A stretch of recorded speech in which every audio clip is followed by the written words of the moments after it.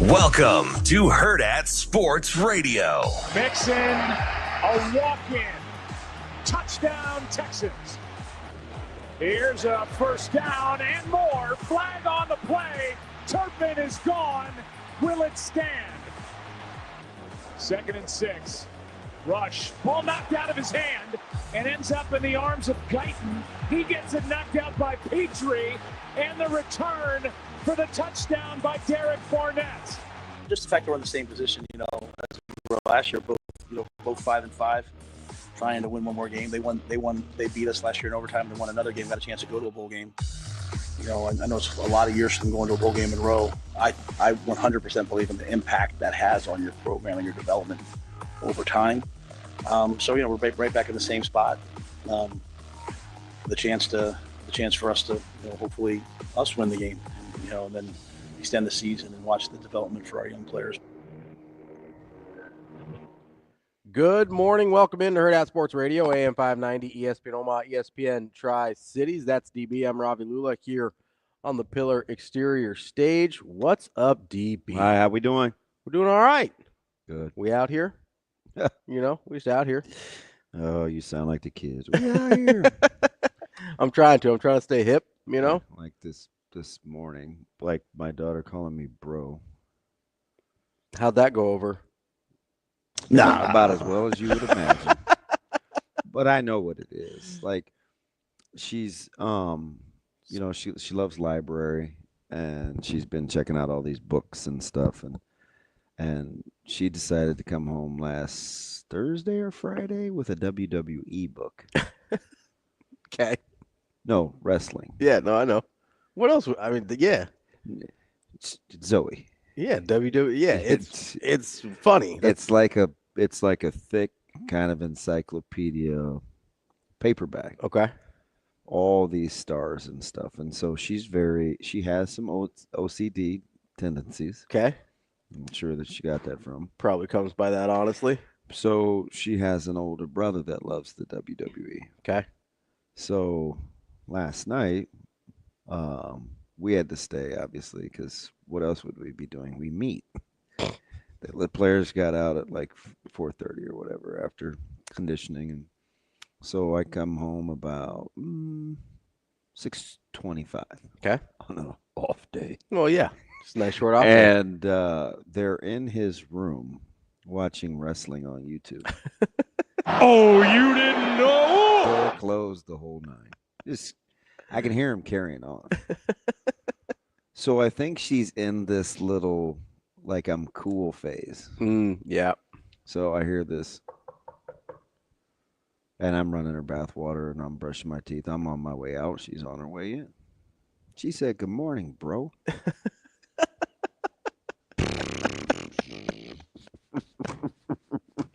Oh, you didn't know?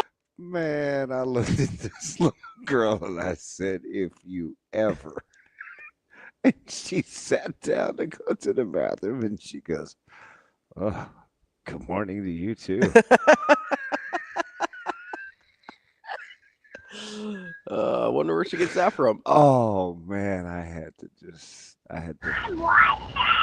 to walk away and laugh. Take a minute, just take a lap. Yeah, she's good morning, bro. I'm like, you've been listening to your brother on his headsets too long. That'll get you choked out.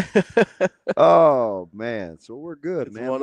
It's one of those. Yeah, I watched a ton of TV in the middle of the night last night. Yeah, instead of sleeping or anything like that. Man, I'm on this deal, so my body was up. And watched some bad basketball. Okay. I watched some even worse football. That was bad football. Tried to find an episode of Dr. Phil because I went down he's on my algorithm. So then I was curious to see what the rest of the episode was like. So that was dumb. And then that's about it. I know, man. I can't help it. I didn't expect a Dr. Phil rabbit hole this morning. I'm gonna be honest with you. No, me neither. I But didn't have that on the bingo for card. whatever the reason, I had to. I'm getting ready to. I haven't done it yet. I'm gonna reset my algorithm. Yeah. Yeah, I got it. Man, It's a little sideways on you. no, I keep seeing the same thing, and this guy drives me up the wall. Like, I can't stand him. Yeah. And I should be friends with him. Like, I see him enough, and he makes my skin crawl, and he keeps popping up on my TikTok. So I'm gonna reset that thing. Yeah. Yeah. Get Absolute free booty. I'm so upfront. I told him I may come across a certain way when you see me. Mm-hmm. It's real. Yeah, that's how it is. Yeah. 100%. 100%. I don't see that many people I know on my like algorithm. You know? Make it so bad. This dude used to play, so Yeah. it's even. I can't stand it. Just can't do it. Came fake. Yeah. No. Well, I mean, it's probably better for your energy to not and, fake and it. he's familiar with me, and I am him, so he knows I am 100% serious. Just all the way out. You know I get it. Yeah, I do. Yeah, so I mean, outside of that, reset this bad boy. I'm worried about some of my recipes.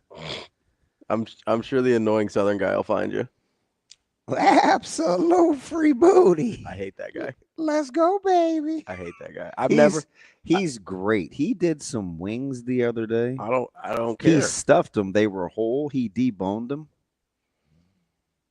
He's hilarious. No. That's a penny dropper for Why don't you like him? Because he's so annoying.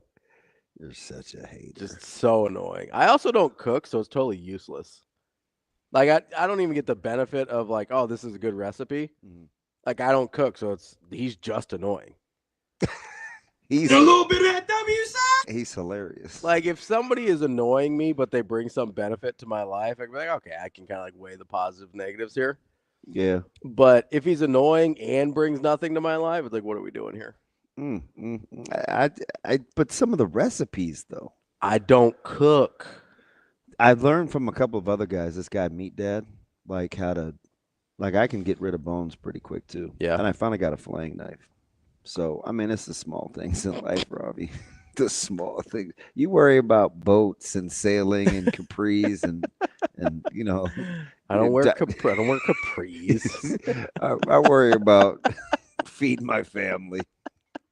Yeah, that's what we're on. Listen, you made some choices. I made other choices. Hey, but I'm not sore though. That's good. No, you remember I thought. Oh, yeah. Yeah, I was fine. That's good. Yeah. I didn't know if you got far enough around on the old injection there. Yeah. You look like you got a little hippie. It was. Yeah. It was in the wrong spot. But it's all right though. How are you gonna, Shane? You saw this whole thing, right? Like, it was your fault. And Why was it my fault? I remember. said, I remember. The needle's too big. You said, "Oh, that's the draw needle." Yeah. And I was like, "Oh, cool." And I was like, "Oh, this comes out pretty easy." Yeah. I'm like, "Shoot, what am I gonna do now? It's too big." Yeah. Well, I've used the draw needle before. I'm like, man, this thing's pretty big. Well, it's not that big of it. Fine, I'll do it. Yeah, it's true. Yeah, and it I hurt. did bait you. Yeah. That's how my competitiveness I know. works, though. Part of me like wanted to see like just how competitive you were over something that dumb. Wow. And so I like yeah, that was part of it, if I'm being honest. That was dumb though, because you could take a bigger needle than I could. I think that's who doesn't compete with that. I like almost everyone else I know. Yeah, whatever. So, yeah, part of it was just like, okay, how competitive is this dude gonna be over stuff that literally doesn't matter at all? Mm-hmm. And yeah, so I found a little gauge there. I have issues. It's all right. Hey, you guys, you can't just turn that on and off. Like if you're competitive, you're competitive. You know? Yeah. Like I felt like it happened yesterday. Like I felt like I wanted to. I was gonna turn the press conference off. Yeah. Oh yeah. because I'm like, I'm a little protective and I am super competitive, and I'm like, people aren't going to know what to do with this. Yeah. They're just not. So sometimes I just wish he wouldn't talk to us. I do, because we just. You know what he said a few weeks back, though? I think he he wants us to document this happening. That's why he talks to us. He said that, I think it was last week. It might have been 2 weeks ago. But he kind of went through, and I forget how he phrased it exactly. But he went through and said, like, I want you guys to see how this is happening. That's why I tell you all this stuff. I want you to see. And then he kind of said it again yesterday. He's like, there's no curse. There's no snake bitten. Like, he's showing us along the way. Yeah, but I think so. I mean, part of it is, and we walked through it. I felt like the press conference was the whole first hour of the show yesterday. Yeah. Like, I really feel, I'm like, there were a lot of similar themes. It's kind of weird. A lot of similar themes. And I'm like, oh, no, don't say that. Oh, that, man, they're not ready for, don't. They're going to take that as this. And even I don't know, but I just, my defense mechanisms come up, right? Yeah. Because what was the takeaway yesterday? For like the low-hanging fruit it was, I think he's sacrificing the season for the older guys. That's not what he said. It's not what he said. That's not what he said. Like, I'm like, are we that emotionally immature? Yes. Or, first of all, yes, we are. But some people do want to be better. Validated. Yeah, sure. But you can totally tell. And whether he's going to be right or wrong, I don't know. Mm-hmm. Right? I do think we have the right guy. So that part I'm cool with. Now, the methodology, there's no 100% lock, stock, foolproof, right? No. But I'm like, I don't think you don't have to tell us that. I get it. We hypothesized about it. We speculated. I mean, I said it pretty clearly yesterday because I think there's a part of him that is riding with the older guys because he's kind of overcorrecting on not being transactional in this game. I think that's one of the results from Carolina is he's just like, I'm just not going to do it that way. I think it's a little more than that. I do too, because I think there's another step, and he told us that yesterday about the reason it's important to be this way with the older guys is because the younger guys see it too. Like, this is part of the culture building. And that's the part we didn't quite get to yesterday. At least I don't think we did. I know I had this conversation with people off the air because they asked about it when I said, hey, I think there's a kind of overcorrection with the old guys here. And the part that I said, I don't remember if I said it on air or just in text, but the next part is there's obviously something he values there that he thinks is more important than, hey, can we squeeze out one extra win this year? And that is, hey, in order to make sure this thing gets set, locked in stone so that we do keep guys for 4, 5, 6 years, because he clearly believes that's how you're going to win moving forward, right? Like, he clearly believes the way to win moving forward is with long-term guys, not one-year rentals. Now, he's tried to plug some holes with one-year rentals, but he clearly believes that in order to lock those guys in for the 4, 5, 6 years, 5 moving forward, he's got to do it this way. He's got to show them that if you do what I ask of you, there is a pot of gold at the end of the rainbow. There's this weird part of me, man, that thinks like, while he's trying to set the culture, he doesn't want cross-contamination. Sure. Does that make sense? So between the older guys and the younger guys. Yep. That was kind of one of my one takeaways. So it's not. That was my fear of this. That still is my fear of this. What is that? Talk to me.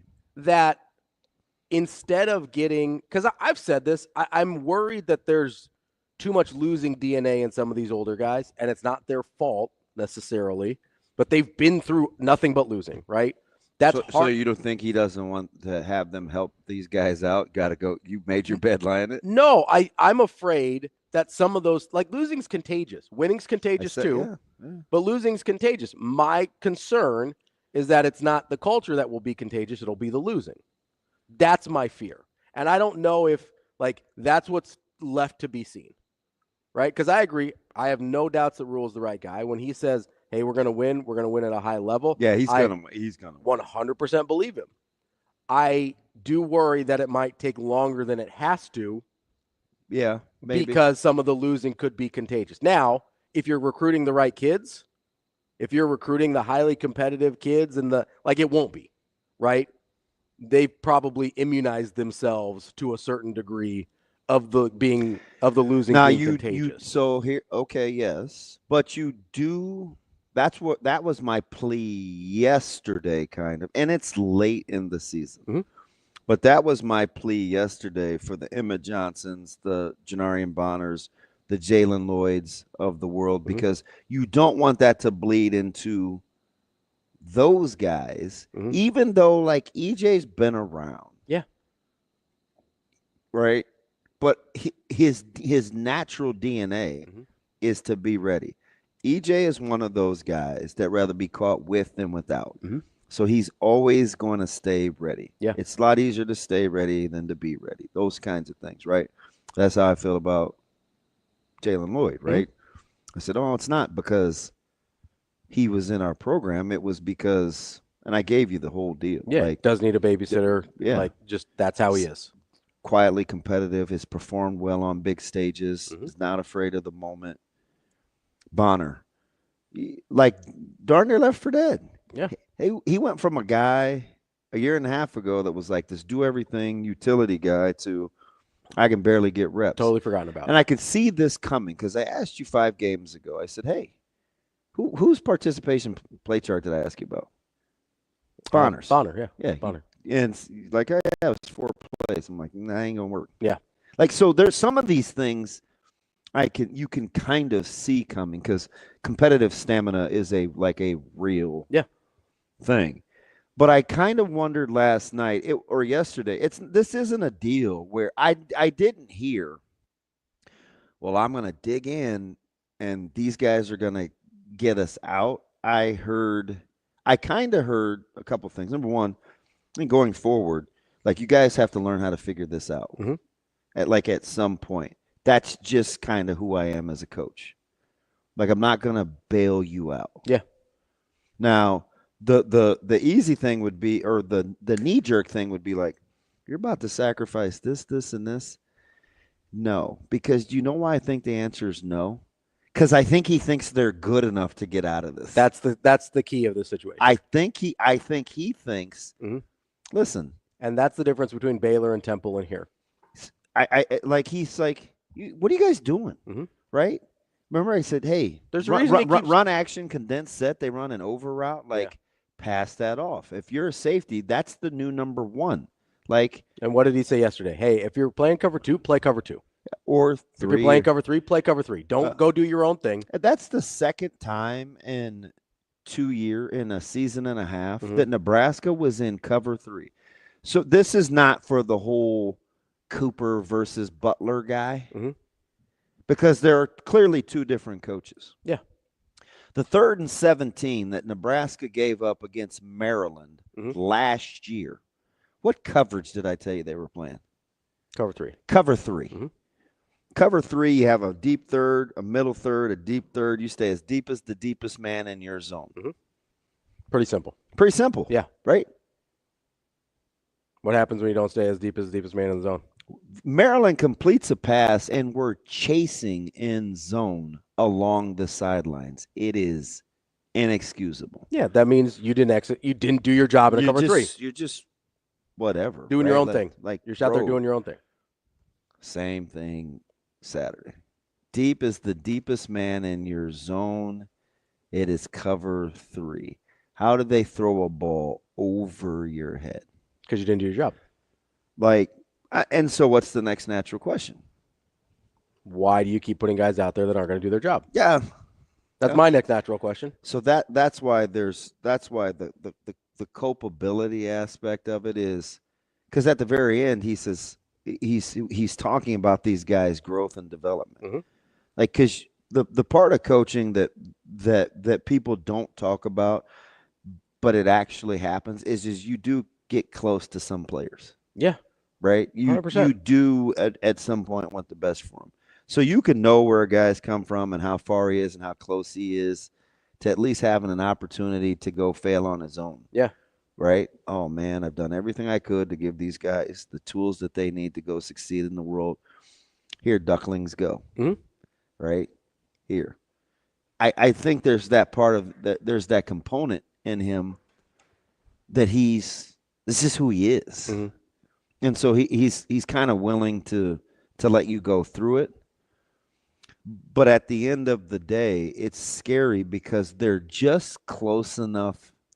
They're just close enough to be winning these games. Mm-hmm.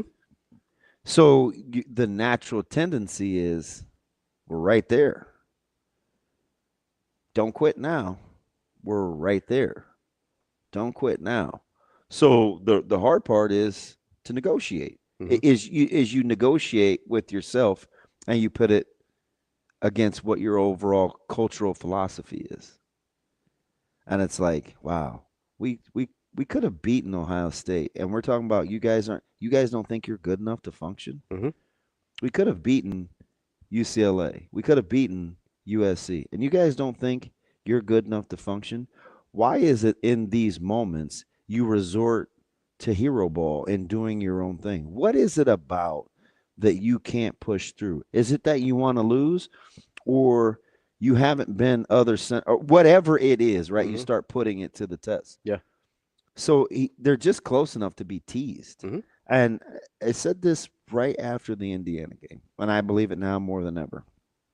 The crossroads and the tough part and the fork in the road for the coaches is you're at this deal where you feel like the eggs are just about to settle, man. But you got to get the kids out the door, man. You got to get the basketball, then you got volleyball drop off, and breakfast is almost ready. Mm-hmm. You leave it sit, you turn it off, you scrap it, you eat it before it's all the way done. You try to make the best. Like that's where they're at. Yeah. Do we wait 5 more minutes for this to be ready? Yeah. Or do we hit the door and be like, oh man, it's almost done, man. Just wait it out. That's where I think they are. That's what I think he was saying. A lot of what he was saying yesterday. I don't think it was, man, come heck or high water, I'm riding or dying with these guys because I do think he wants them to understand that it's capable, that it's doable. And that's why he doesn't talk about officiating. Yeah. You think he's not pissed? Oh, he's super pissed. But you know what? Stop putting yourself in position to have other people dictate your outcome. Like at some point, stop doing that. Yeah, I think they're, and this is how I am with the officiating, or try to be at least, until Nebraska stops beating themselves, like, then I'll talk about the officiating. Like, until that point, like, yes, it obviously matters. It obviously has affected the outcome of some games. I get that. But so has all the stuff that Nebraska's just not doing right. Because I think he's coaching against it. So sometimes your strengths can also be your backhanded weaknesses, right? Mm-hmm. He's coaching against the things that he hates the most, and sometimes it can almost be to his detriment. You know, one of the things that he hates? What's that? Victimhood. Yeah. So you take responsibility for everything. This dude hates victimhood. Even for things that maybe you shouldn't. Can't always be. Stop blaming other people and let's figure out how we can handle this and fight. Yeah. That's all he ever talks about. Yeah. Some guys just aren't fighters. And until you've maximized, like, I'm not really interested in hearing why it's somebody else's fault. That's Hurrdat Sports Radio. We'll be back with more.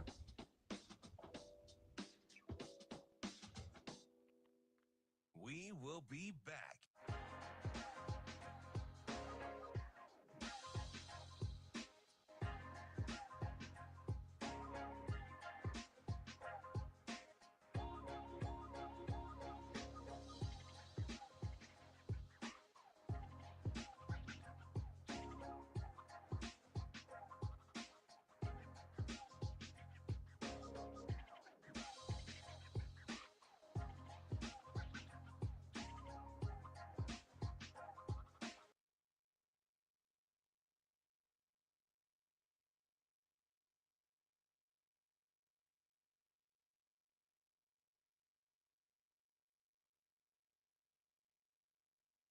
And now getting prepared for Nebraska is the thing that's on our mind.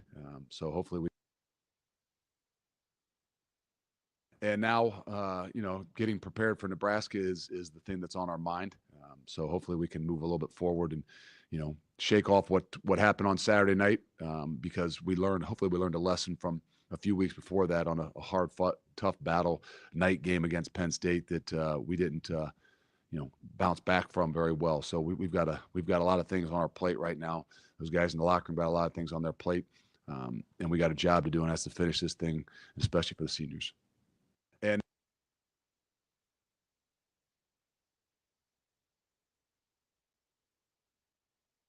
We will be back.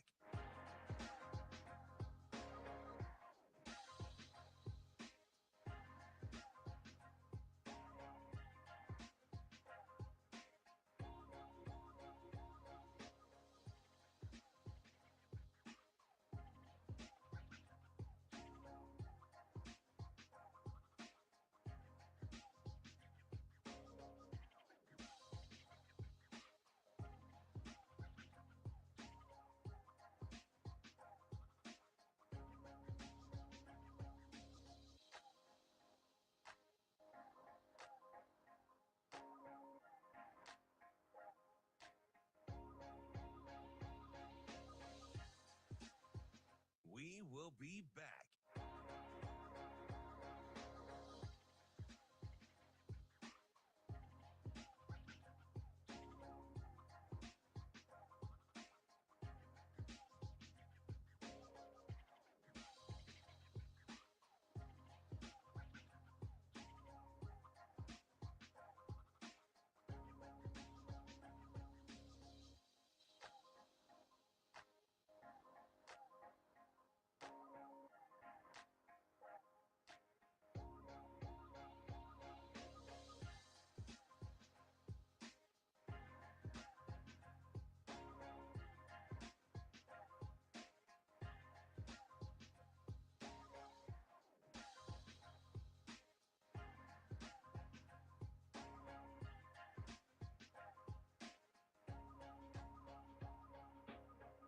We will be back.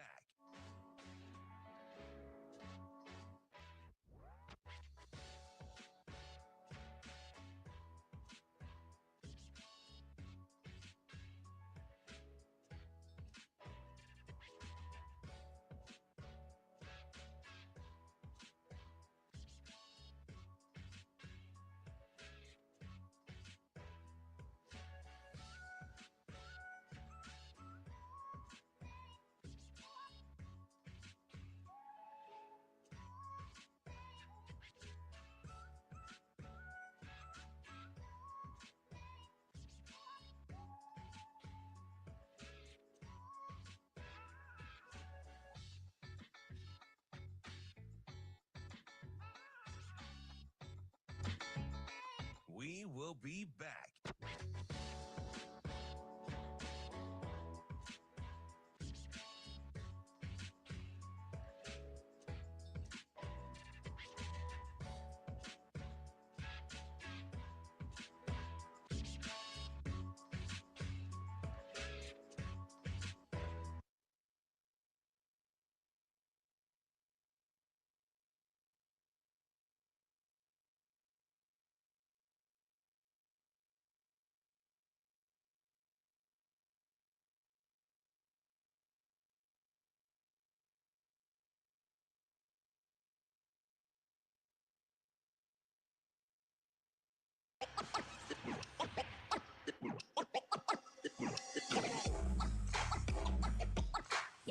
You're listening to Hurrdat Sports Radio. There's a special place in my heart for all of them. I think we'll have 29 or 30 guys go through. A couple of guys don't know if they want to come back or not, so we always encourage them, go through senior day. And then if you want to come back, come back. There's 6 guys that are fifth-year senior. There's 5 guys that are sixth-year seniors, all at Nebraska only, right? Did I say that right, Keith? Yeah, so you think about on offense, Bryce Benhart, Ramir Johnson, Javen Wright, John Bullock, and Ty Robinson, and all the different journeys that they've taken, and so you think about there's a lot of fifth-year seniors, guys, Isaac Gifford, who decided to come back, other guys who transferred in. So I certainly would love to end their career not just with a win, but with them being the ones who break through. There's a big difference. Not getting a win, but hey, make the plays. We absolutely could have won the game last week, but the shoulda, woulda, coulda gets you nowhere. You got to go do it. So I want them to be able to walk off the field with their, heads held high, knowing that they got it done. And I expect everyone in our program, every coach, every player, to throw everything they have to help our seniors go make that happen. And but I don't want to underestimate the impact of seeing it happen. Like Jamari and Marquise before I came here. Jamari Butler and Marquise Buford asked me if they could come back for another year. And the fact that they want to stay in the program to me is, that's great. But I think they see what happened to Ty. They see the acceleration of his career and want to do the same thing. So I couldn't be more grateful to those guys who did come back and what they've shown to the younger players.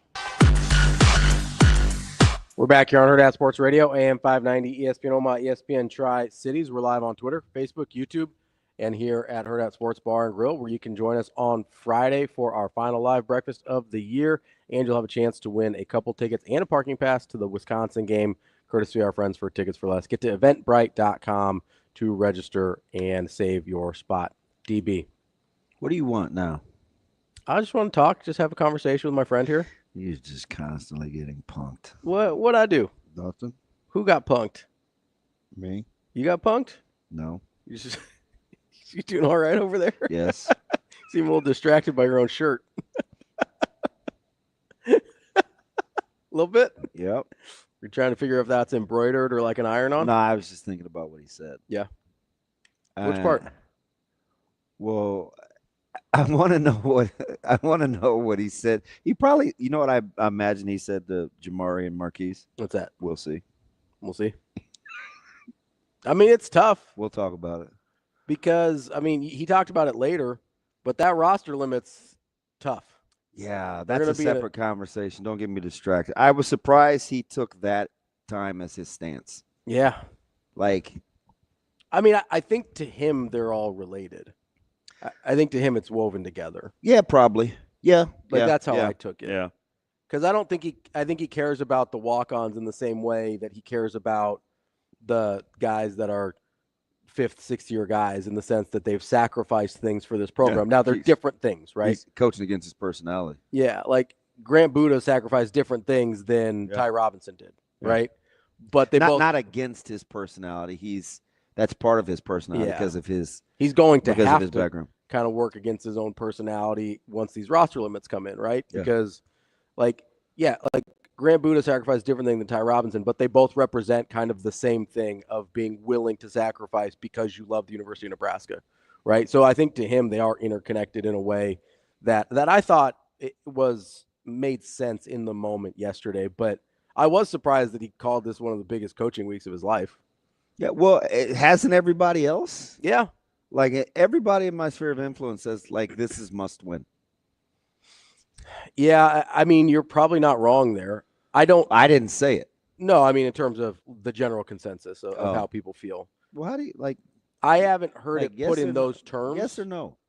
Do I think it's must win? Is that what you're asking? Yes. Cool.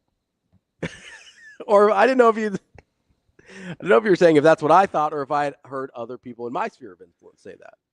Because I haven't heard it put in that terms. I've heard it put in oh man, if they don't get this one, ... whatever the end of that sentence is. I'm going to be concerned or I'm going to be disappointed or I'm going to start having bigger questions or whatever, right? Which means you already have those questions. You're not willing. You read Josh's deal? You're not willing to say them out loud yet? Josh is probably not along. On YouTube? What Josh said is probably what I feel. I'll go 65% of I think the fan base is. I remain confident Rhule could get this right, but I don't see how this season can't give you at least a little doubt for the future, especially if they finish 5-7. Probably 75%. Yeah, I would say so. Yeah.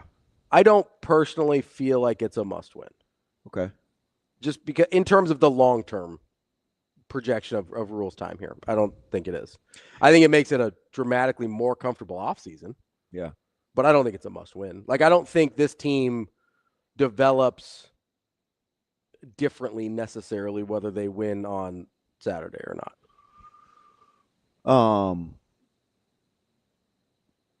one of my buddies, Brett, he says, by the way, congratulations to Central City.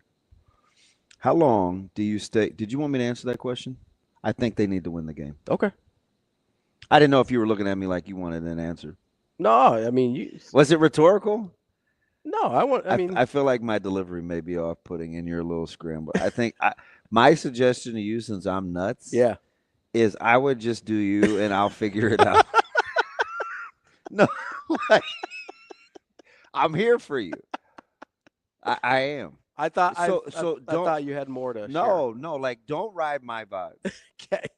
Because there's parts of me that's like you're not getting a real cohesive version of me. Yeah. So I would just like do your thing and I'll adjust. You just have to kind of like give me a second because I have 55,000 thoughts. And Brett just threw me for a loop. So what did Brett say? So he said, now I lost it. Oh, he goes, how long do you stay with upperclassmen making mistakes until you start making younger players frustrated? Yeah, that's the part I'm worried about. That's the part everybody's worried about. Yeah. Right? Like, and I said, oh, you don't want to cross-contaminate. So while I'm thinking, because I said this last week and the week before last, like one of the things that's cool, I get this all the time. Hey, man, appreciate your perspective. It's different. It's this. Sometimes it's a dad. Sometimes it's a coach. Sometimes it's a former player. You know what it always is? What's that? It's always, I'm always going to be a dad. Mm-hmm. So there are days that I have to fight that. Yeah. Right. And you have to like totally trust. So as much as I rally for Coach Rhule being who he said he's going to be and championing what he's after, I have to put that to the test daily because I have to be like, okay, this is a decision that he made. Mm-hmm. We all in still? Yeah. Yeah, he's all in. Yeah. He's all in. He think they probably won't give him to us as an interview, and I'm not going to supersede it. Like I think I could talk to my kid anytime I want to, but sure. I'd have to say, hey, Keith, can we grab Caleb? You're trying to be respectful of the process. But I know what he would say. Yeah. He would say, I feel like we're in good hands with Coach Rhule as long as ... And he would fill in the blanks. What I think to Brett's question is, how long before you lose the young guys? That's why you have those guys over for dinner. That's why you have the relationships that you build. Because you pull those guys to the side, right? You have to have a sense of urgency in terms of what you feel. You have to talk to the Quinn Clarks. Coincidentally, he traveled. Yeah. Shocker. Yeah. You have to talk to the Keelan Smiths. You have to talk to the Braylon Prudes, the Ben, like the Amari Sanders, the Donovan Jones, right. The Amari Sanders. Yeah. So they know that. Yeah. And that goes a long way. Like it's huge. The communication goes a long way. It also keeps me at bay. So here, let me ask you this. Ask you this about is this another hard question? Go ahead. Probably, yeah. Thanks for nothing, Brett. And by the way, he could just pick up the phone and call Caleb. Okay? Yeah, he could. Here's my question, though. That's who I spend the majority of my time with. Because I do think that's a reasonable question. It's fair. But he's right. Here's the other thing. We look at it as games are the only thing that matters, right? Because we're fans. That's all. As fans, people from the outside. Correct. Because that's the only thing we see. Correct. Right? Is it possible? Because Coach Rhule said this a lot, and I don't know that we believe him, but he said a lot like, hey, everything looks good during the week.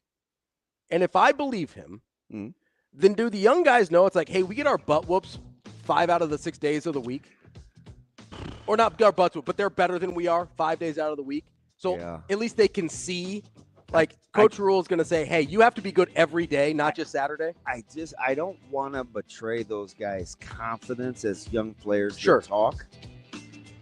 But I think they're okay because of Monday through Friday. Yeah. I feel like that's kind of what I'm getting at. I'm kind of validating you, unfortunately. I know you love that. Like, if you see all those older guys being like, oh, man, they are actually really good. they do some things we're not ready to do yet. Yeah, they do know that. Then they know, and that goes a long way in not losing that group. We'll be back with more Hurrdat Sports Radio. We will be back.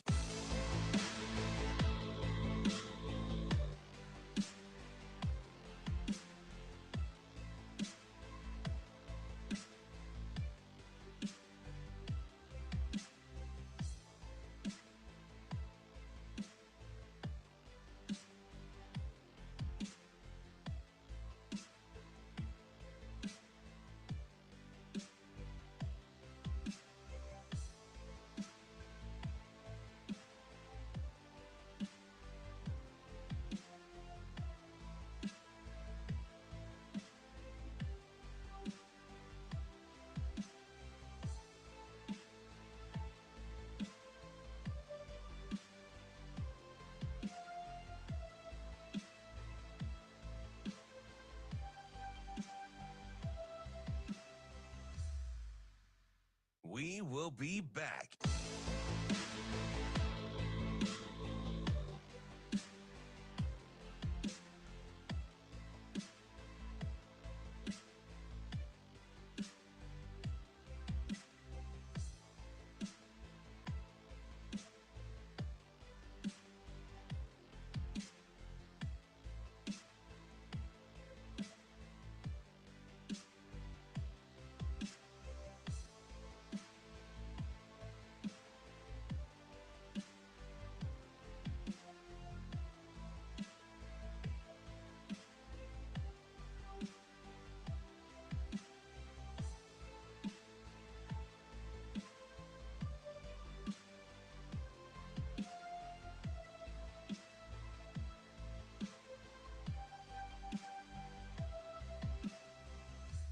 We will be back.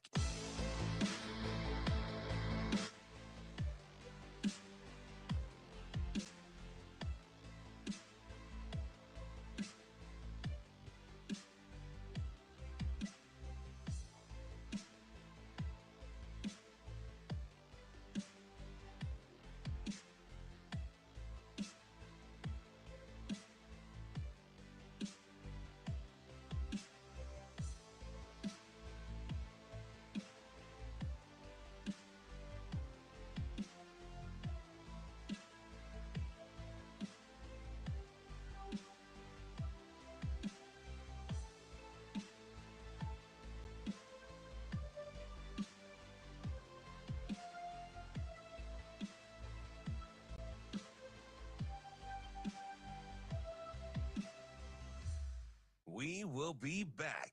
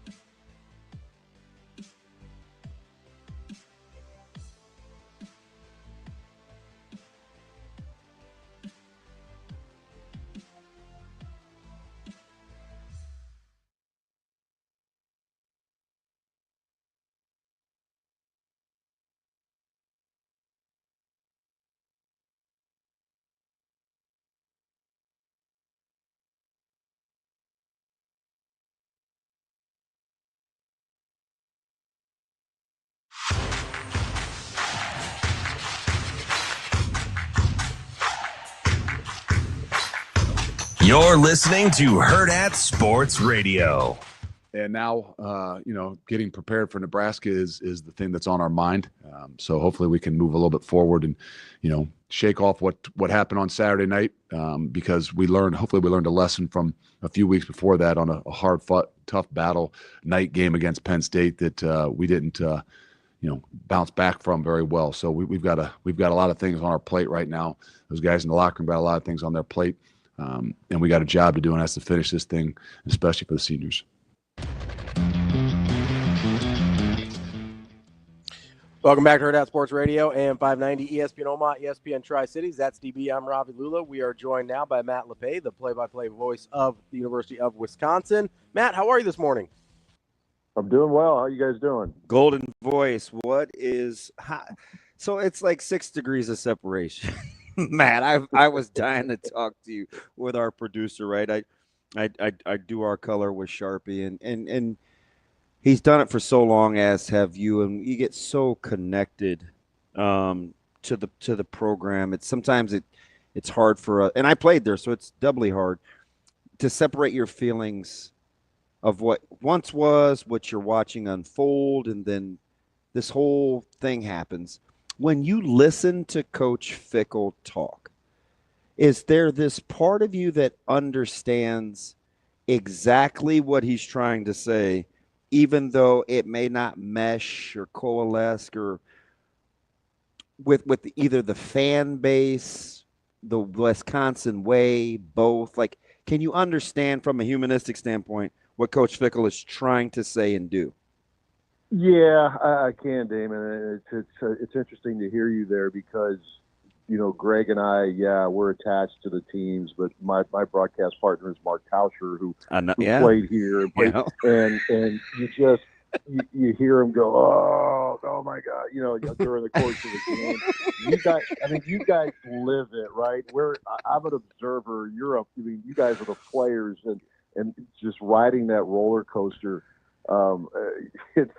I can only try to imagine what it's like for you guys having played there at your respective schools. But I can with Luke. It was not a news conference yesterday that won him rave reviews. Right. And it's really the first time that I think people had seen this side of him. But, an advantage that someone in my role or what Sharpie does is that you can see coaches in a different light, just through one-on-one conversations. And, it just seems to me that in this case, Fickell is trying to protect his staff. And, he didn't go into great detail, obviously, with the decision to remove Phil Longo from the OC position.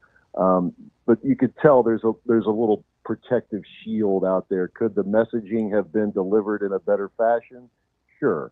But I think, as you say, from a humanistic point of view, I get what he was trying to do. The execution of it could have been better, but I certainly understand where he's trying to protect his team first and foremost, but maybe throw a little shield over the staff here for these final 2 games. Yeah, Matt, is there something about Luke Fickell either in yesterday in his press conference or kind of over the course of the last 2 years that's sort of drawing the particular ire of Wisconsin fans? Because as I listen to that, I hear something, I go, oh, that kind of raises my eyebrows a little bit, but I'm obviously not in it and not a Wisconsin fan. So I'm curious if there's something that you've noticed that kind of comes up over and over again. It's like, I kind of wish this or that was different.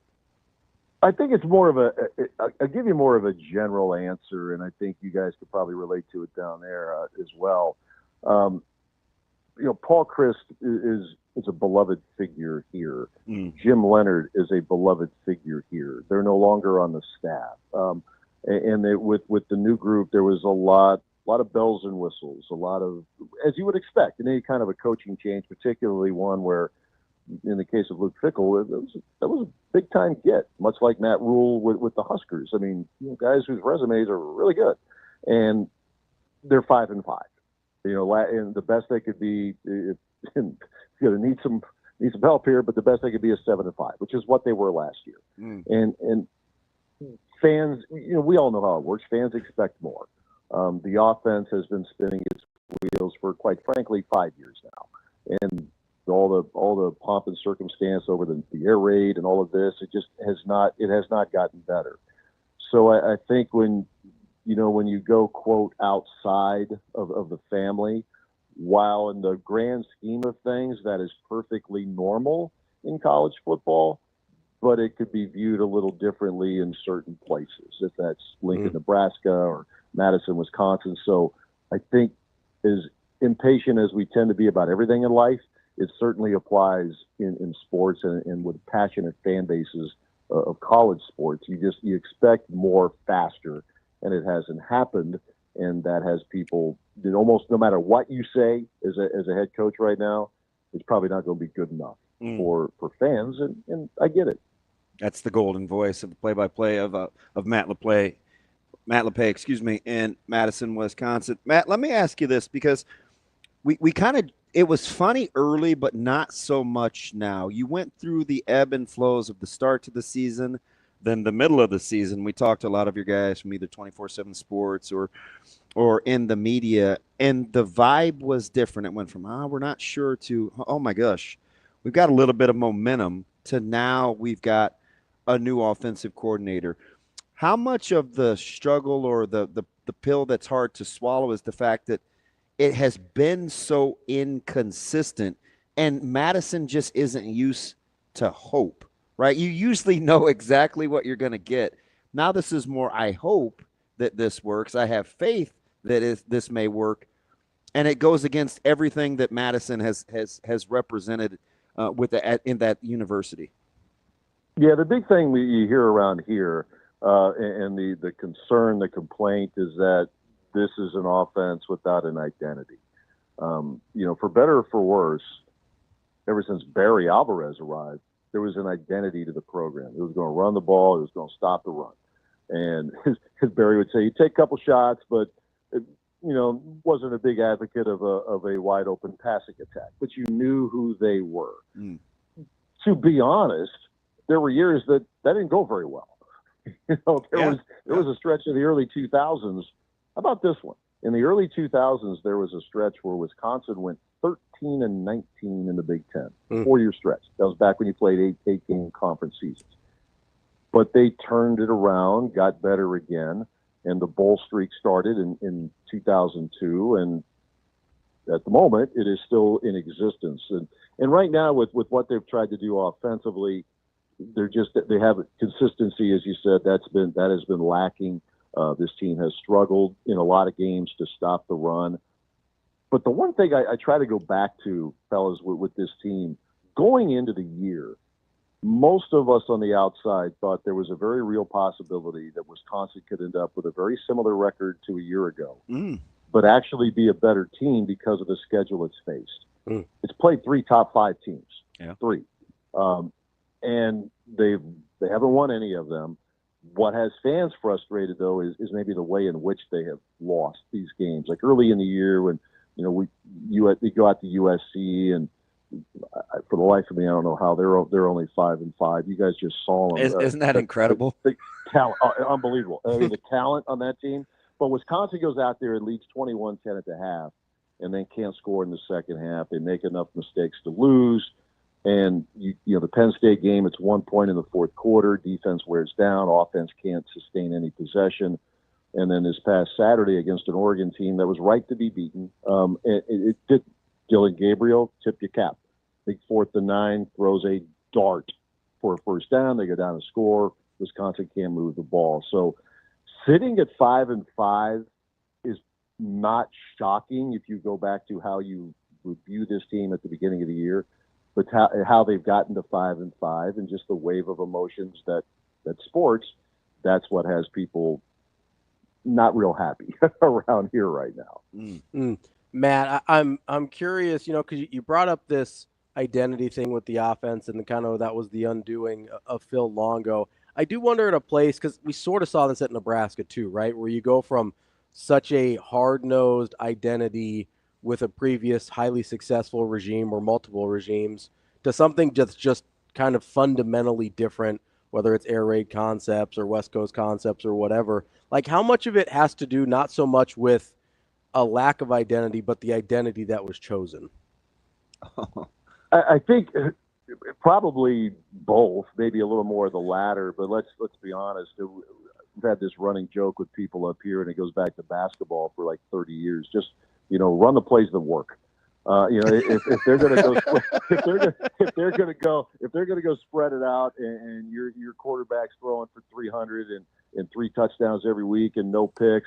Oh, I love it. This is great. Like whatever you're doing, just make sure it works. Because again, if we want to even count the COVID year as a year, which I guess we did, we kept score. From 20, they weren't productive offensively. 2021, against the better teams, they really couldn't score, and that was with a different identity. 2022, not so good either.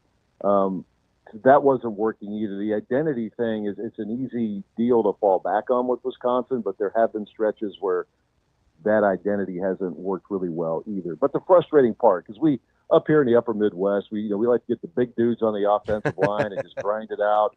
And it's 2nd and 4, 3rd and 1, first down, move the sticks, do it again, possess the ball for 35 minutes a game, and you win it 21-10. And everybody was good with that. That's a little harder to do these days, and I think that's been demonstrated at Wisconsin. So, the identity is the easy thing to fall back on, but the fact is a frustration that no matter what they're trying, it's not working consistently. This team this decade is averaging 25 points a game. You ain't competing for much when you're averaging 25 points a game. That's Matt Lepay. Fantastic. Looking forward to seeing you on Saturday, Matt. Looking forward to it. You guys take care. Appreciate it. That's Matt Lepay, play-by-play voice of Wisconsin. Would you rather be Nebraska or Wisconsin? Let's answer that coming up next here on Hurrdat Sports Radio.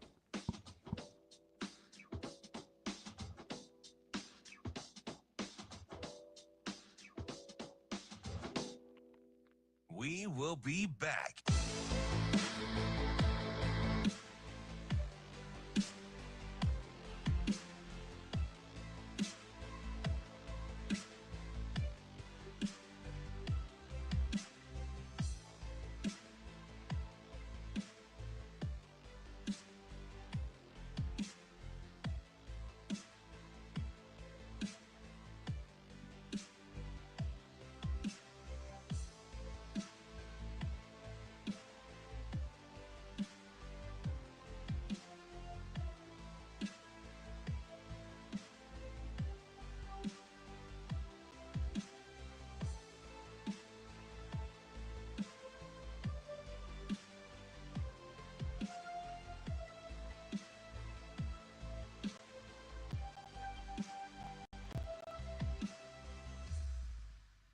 We will be back.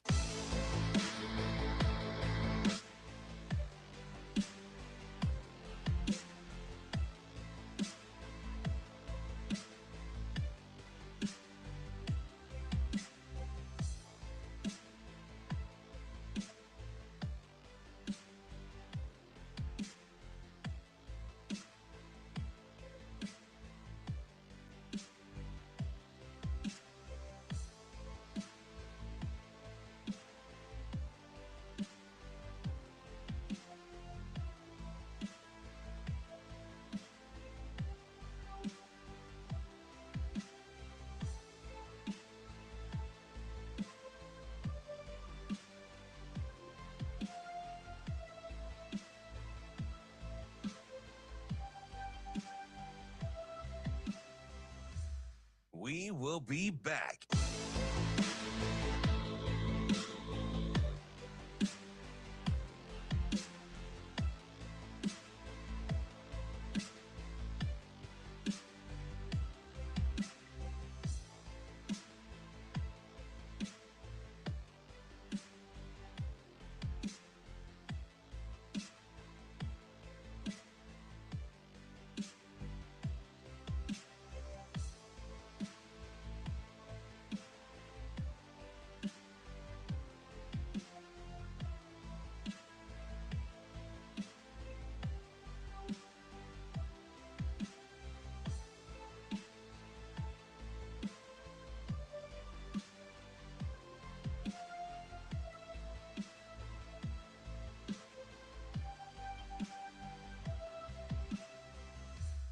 We will be back.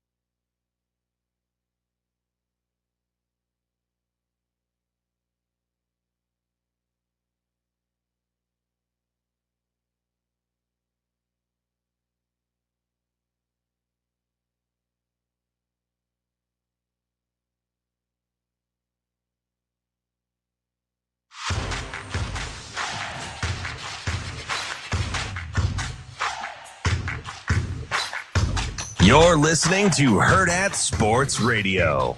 Like Hassan Reddick is one of the highest paid players in the National Football League. He was a walk-on for us at Temple. And he was a 7th-round pick probably going into his senior year and ended up a 1st-round pick, kind of did what Ty did. So, we'll have to pick and choose our spots. We'll have to pick and choose our places. But it's really going to be hard. It might really benefit some FCS and Division II schools. There's going to be some great players coming out, but I don't know what's going to happen with the John Bullocks moving forward. I don't know what's going to happen with some of the guys who develop later in their career, but we'll do the best we can to be honest and do things the right way. But that's why the senior day for some guys, it's going to be their last, it's going to be their last time. Obviously, if they graduate, for other guys, they might have to go find another place. So it's really going to, hopefully everyone really embraces this moment, because this is kind of the end of an era. Like, if you really think about it, we've outlawed, out legislated the true walk-on programs in college football. And this is really the last group of kids that'll do that. Like, some of you guys cover our recruiting. How many guys have you seen announce, like, hey, I've been offered a preferred walk-on at University of Nebraska? Like, probably haven't seen very many of these this year, have you? Because I don't want to make a promise I can't keep. And for me, as a former walk-on, and my strength coach is a former walk-on, and Sat was a former walk-on, like, I can't imagine my life if I hadn't been able to walk on at Penn State University. I can't imagine my life if I had, hadn't played for Joe Paterno and gotten my butt kicked by those guys every day. Like, so again, I'm probably waxing too poetic, but this Saturday's this is a big, there's kids that love this place, that this will be the last day they put their pads on and go out there to be a Husker, and all settled in a courtroom somewhere. So it's a shame. It's a real shame. So that's why, for me, this is one of the biggest weeks of my coaching career, because I want to honor all those kids. Kicking off hour number 2 here on Hurrdat Sports Radio, AM 590, ESPN Omaha, ESPN Tri-Cities. That's DB. I'm Ravi Lulla. What's up, DB? You're pointing at me like you want to say something. But I mean, you got to do your thing. Like, so part of that is just like kind of going with it. It doesn't have to be like right now. Wow. So I'm listening to this, and I wanted to ask Matt. I'm going to ask him Saturday because he's a class act, and I wonder if in 2024, going into like 2025, 26, college football and coaching in general, because we've seen a lot of these old heads kind of leave sports, and like the younger generation will say, hey, it was cool for you to get your money. Now, when players can't get there, like, there's all these varying opinions, right? And I wonder what the mix is, what's the right balance of not necessarily being substance over style or style over substance, but can you be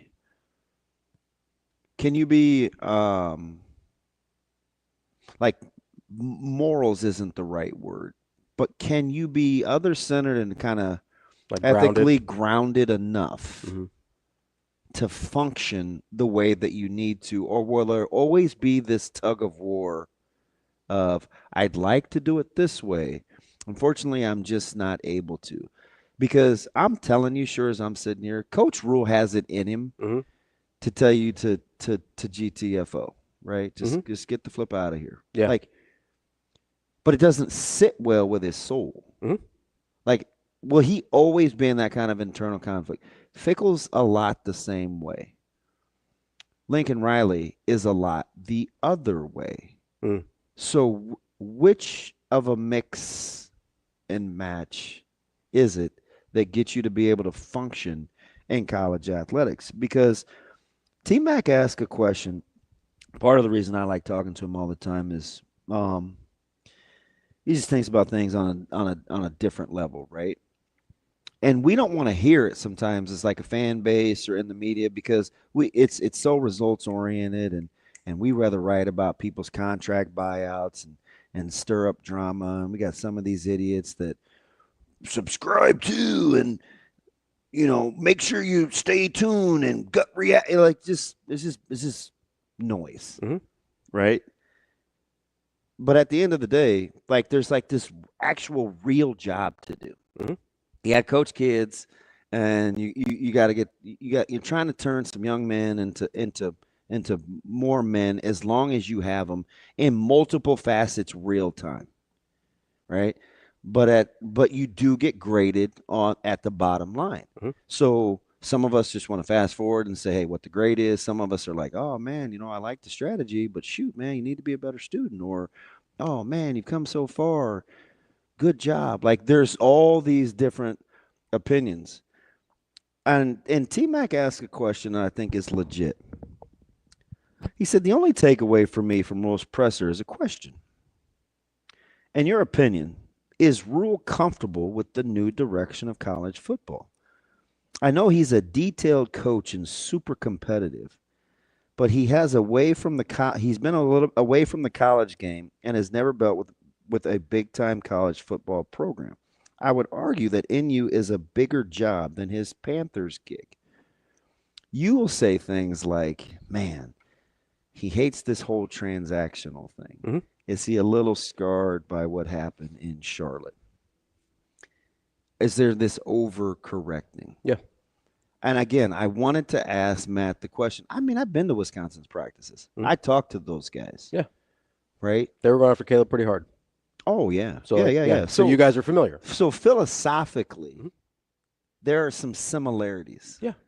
There's a reason there was some overlap, allegedly, in the job search. Yeah. Right? Similar programs in terms of stylistically what they want to be. Mm-hmm. I just, because I heard he's fighting some cold hard truths versus the essence of who he is. Rhule or Fickle? Rhule. Okay. Right? I mean, what do you think he wants to say to Jamari and Marquise? Are they two different answers? Are they the same answer? Or like, it depends on which world of college football we're living in.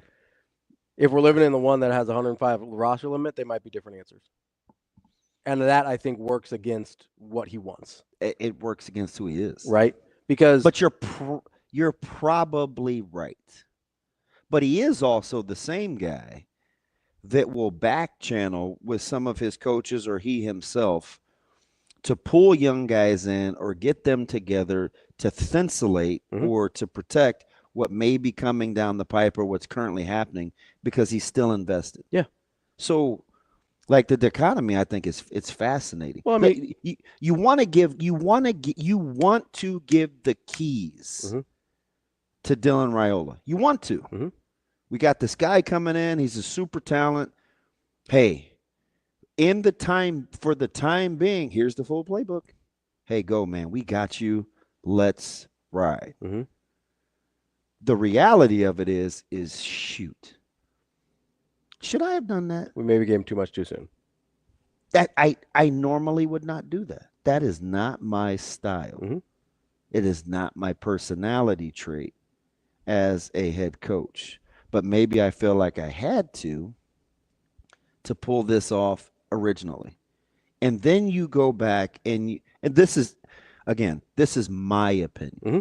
And I would tell you if I talked to him about this because I haven't. Mm-hmm. I just wonder out loud when I watch this whole thing unfold. And does a new set of eyes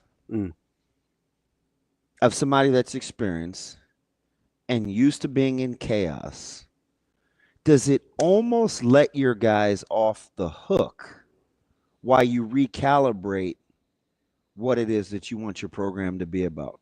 I don't know if it lets them off the hook. I do think it gives them a second to breathe. Like it gives them a little bit of space to breathe, right? Because I think there's still some responsibility and accountability there. So I don't think letting them off the hook is the way I would phrase it. But I do think it gives you a beat. Like it gives you a second to kind of recalibrate and pause and just say, hey, okay, this thing that we were doing isn't working. Let's take a second and figure out how to move forward within the principles of what we believe in, right? Like I think that's what making the move at that time gives you. It gives you just a beat, right? But you brought up something with, Coach Rhule kind of being in certain situations that he hasn't been in before, right? With whether it's Dylan or some of these other guys. And I was thinking a lot about this because I think we imagine the jobs that he did at Temple and Baylor were the same as a fan as base. each other or as each other. So wait, That so, Temple was the same as Baylor. Okay, But Nebraska's different. Okay. I think that's how we process it. Okay. Right? Yeah. But let's be honest here. Baylor was one of the most unique situations a college football coach has ever taken over. One of the most unique. The only thing that's even close is Penn State when Bill O'Brien took over. That was a super unique situation. Temple is a much different situation than Baylor is a much different situation than Nebraska. I think we have this, at least I Baylor, there wasn't going to be much pressure because anything was better. Yes, and than you were what just they had, so you get to do what you want. And you were coming out of this toxic wasteland. Yeah. Like it was Chernobyl, like it was radioactive. Gotcha. Yeah. Right? I'm vibing. So go ahead. I think that and I think I've sort of fallen into this a little bit myself without even realizing it, it's like, oh, he had this certain blueprint, and that blueprint worked for Temple and Baylor.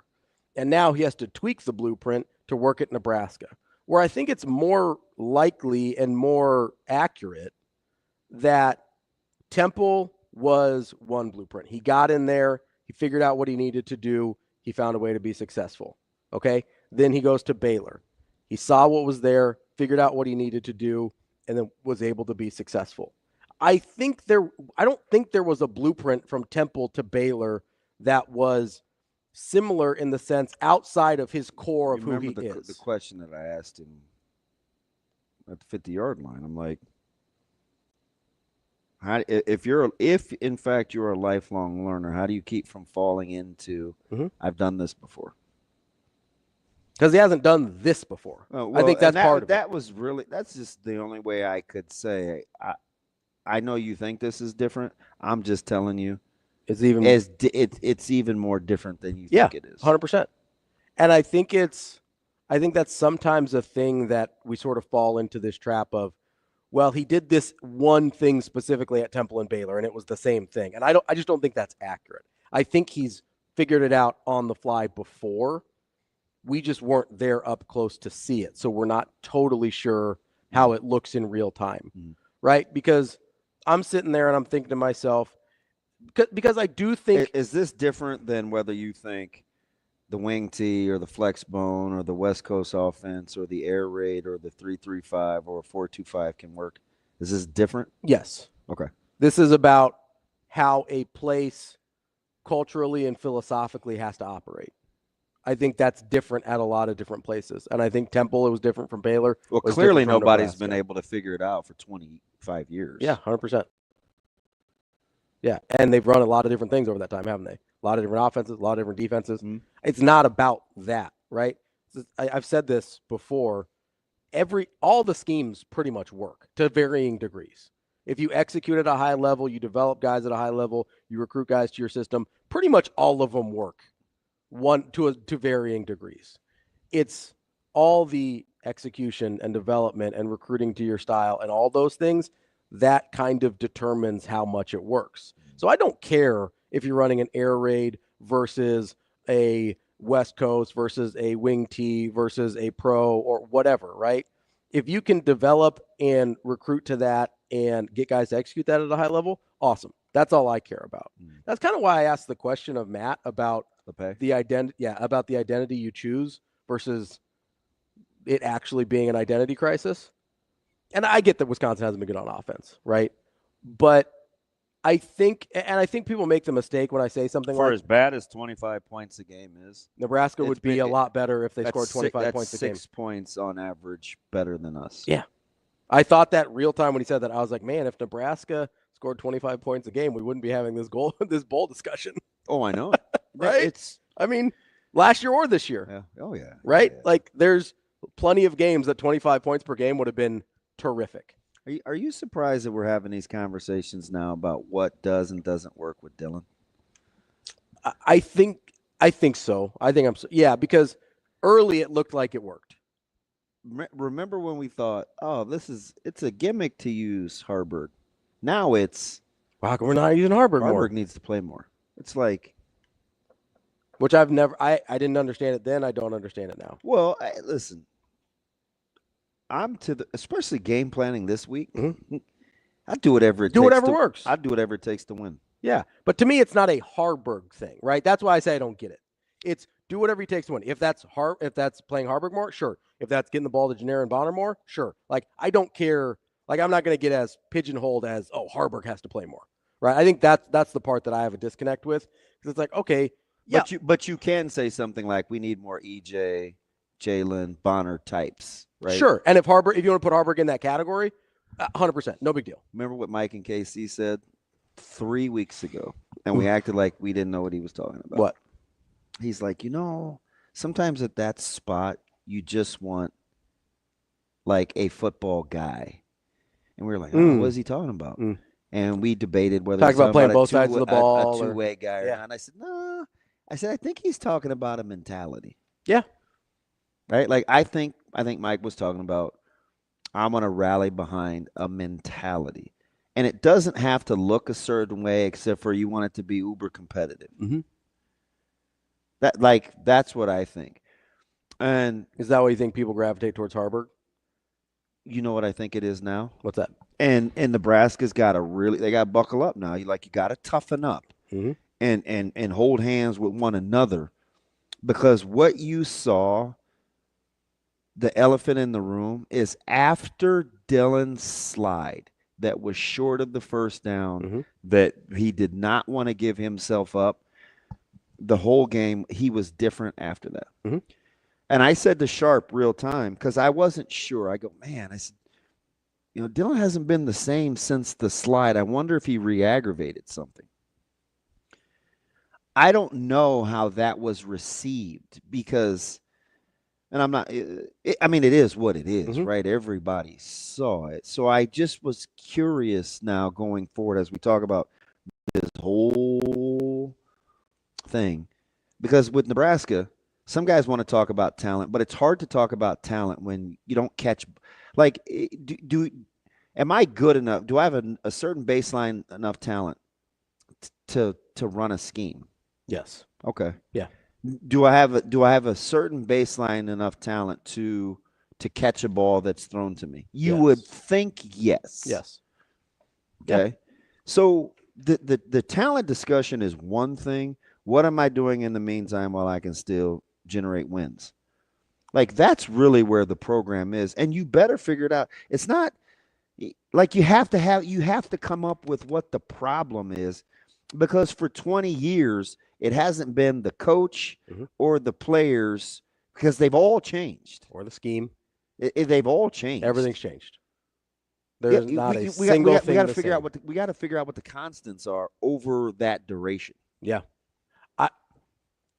That's the thing I don't think anybody's been able to do, right? Whether it's a coach, whether it's the players, whether it's the fan base, is identify what actually is the problem here. And I could sit here and think about it and try and speculate, but I don't think anybody actually knows. I think people have some ideas. I think they have some ideas, but the issue with a problem like this is until you solve it, you don't know if you identified the problem correctly. Yeah, because you got to come out of the back end. Yeah, you got to come out the back end to know, okay, did I guess what the problem was right? Or am I solving an issue that isn't really there? And I think that's what a lot of coaches over the last 20 years have done. Let's get to the phone lines here. If you want to join, 888-638-4876. Casey from Tennessee. What's going on, Casey? Yes. I just wanted to ask DB if he thinks that Dana Holgorsen will be able to get Dylan Rhule to calm down with his feet. Yeah. Sometimes it looks like he's rushing with how he's throwing. And I understand people want to compare him to Patrick Mahomes, but you notice Patrick Mahomes is throwing a lot more interceptions this year too, throwing it off balance a lot. Yeah, I appreciate that call, Casey. I think that's part of it. I think going back to fundamentals and basics is huge.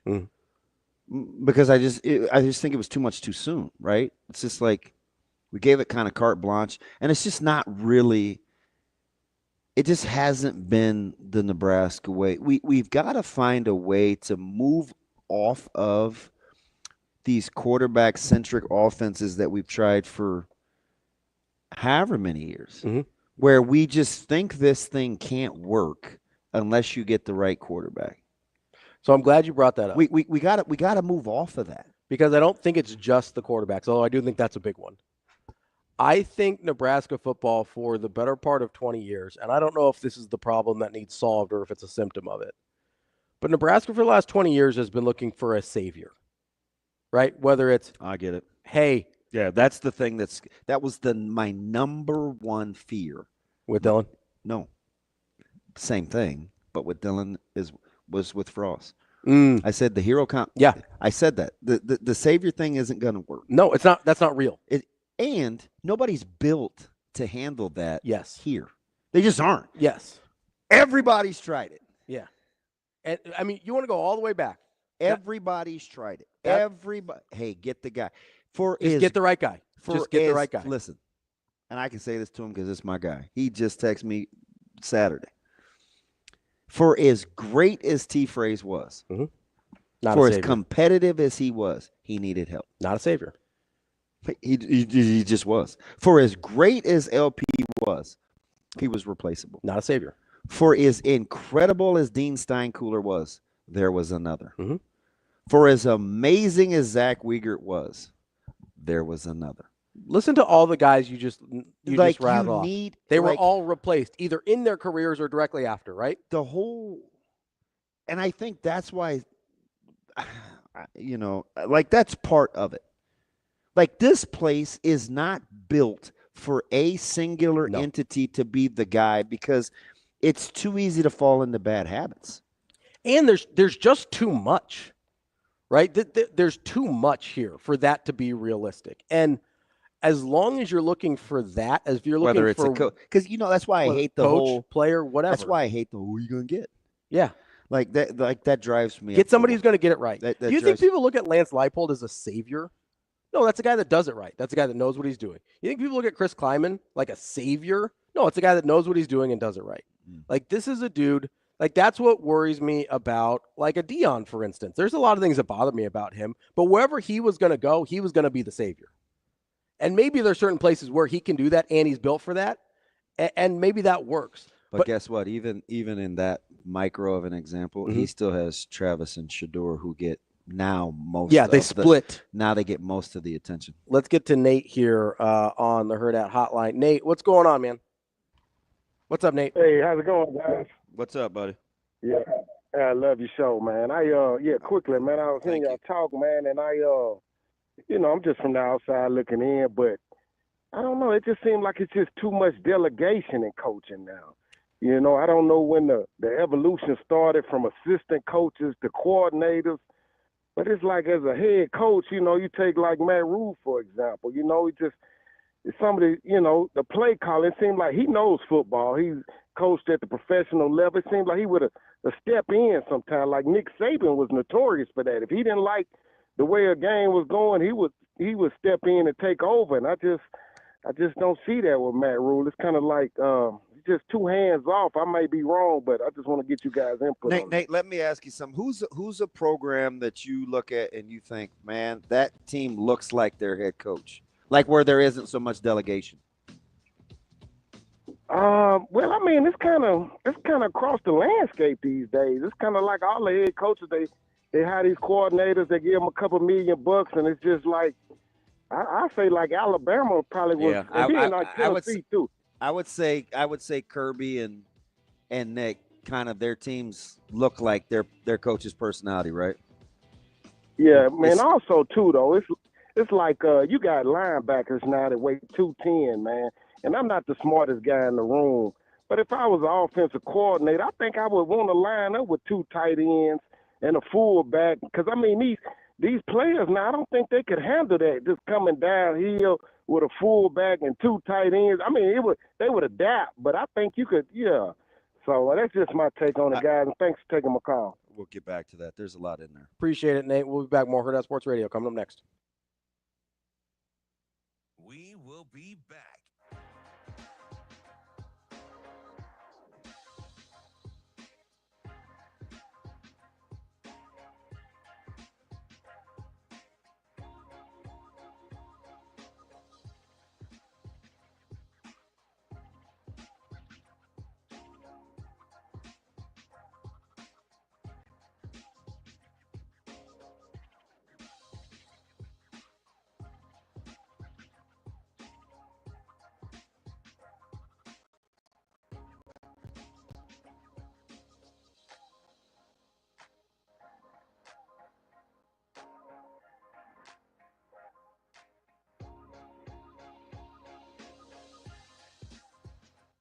will be back.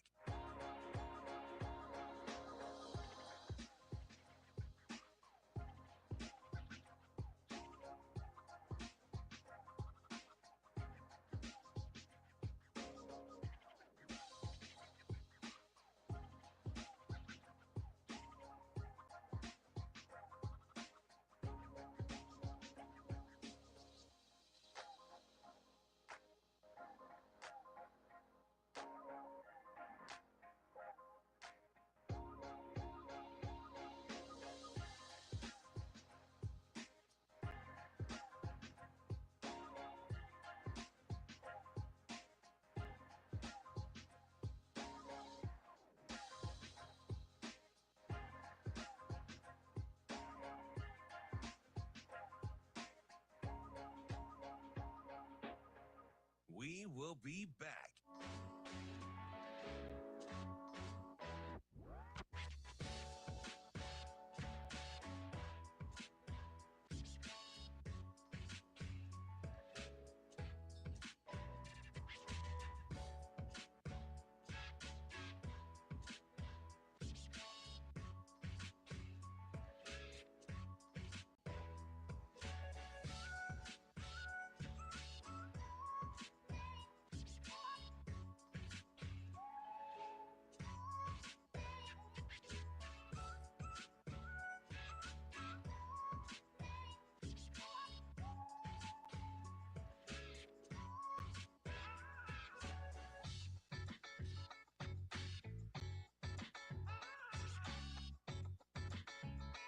We will be back.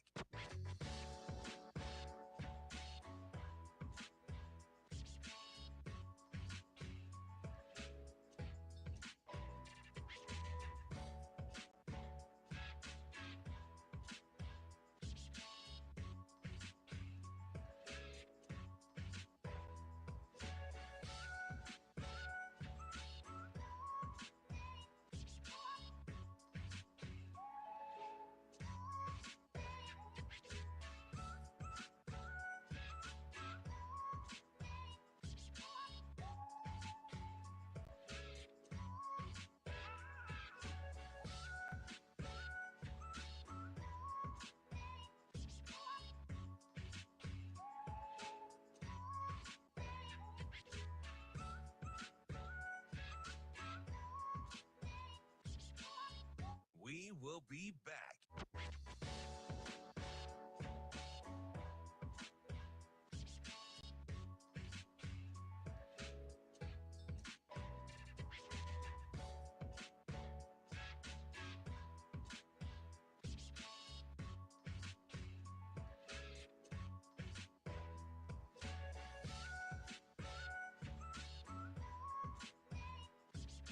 We will be back.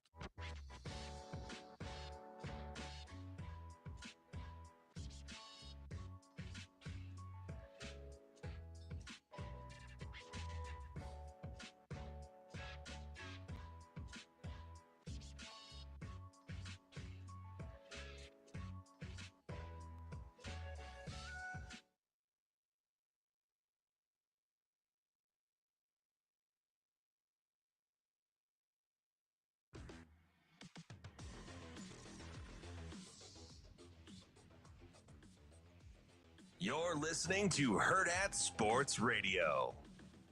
Anything you say right now will sound like an excuse, so I have to be very careful. I think you're playing better teams in bigger moments, more complex offenses. You know, I mean, you start looking at what, you know, you're playing these Pac-12 teams. The offenses are more complex than what we saw last year. Some of the offenses we saw last year were like inside zone, RPO, and a couple drop back passes. You're seeing way more. And so, you know, when you're facing really talented players with a complex offense, one mistake can be a touchdown. At the same time, I also expect our guys to regroup and play it better.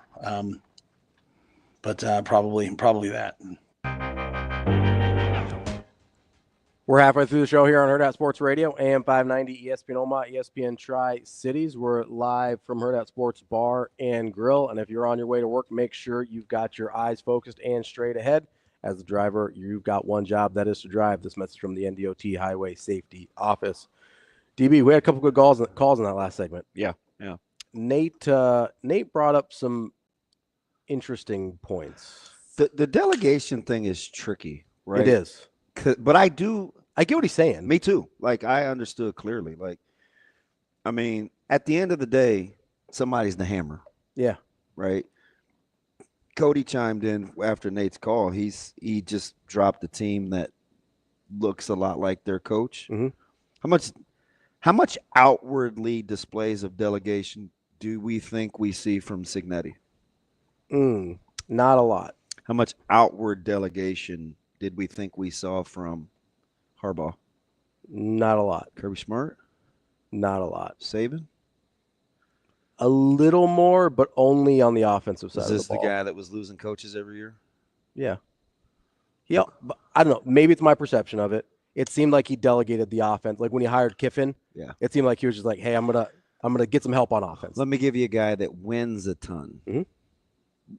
What do you? Whose personality do you think Ohio State has? Oh, I have no idea. It's weird, isn't it? Yeah, they win a ton. They do win a ton.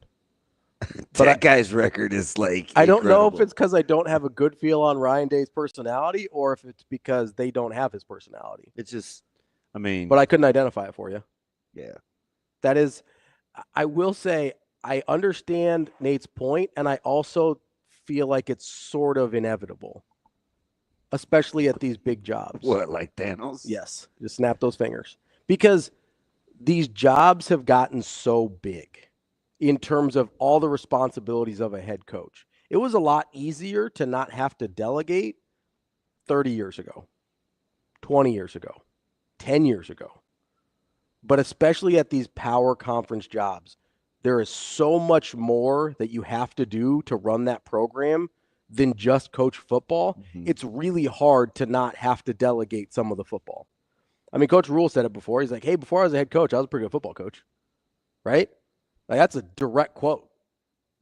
Being a head coach in college has very little to do with football now and has a lot to do with running a organization. Yeah. Because when we say CEO head coach, like that's what it is. You're the CEO of a multi-million-dollar corporation. And you don't see the CEO making a ton of sales calls.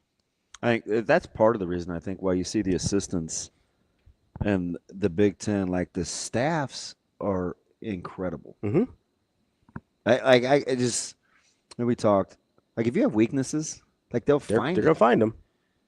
I also from top to bottom, I think the biggest change, and it's not necessarily contrary to Nate's point, because the guys that you bring in still have to embody kind of whatever it is that you want as a coach, but you need elite level assistants. Yeah, and more importantly, I think you need the ability to identify and develop elite level assistants, because if you have elite level assistants, somebody else is going to take them. Yeah. Right? They're going to hire them for a bigger job. We've seen that. Right? Yeah. So it's not just, hey, I have to have these elite guys one time. It's really similar to being able to recruit players, right? I have to be able to identify the talent, develop the talent if it needs a little time and a little space to grow into what I need it to be.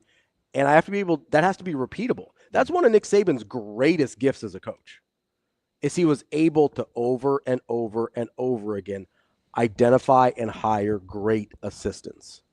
That's a huge part of the job now. And yeah, Alabama still had his identity, and his defenses especially still had his identity.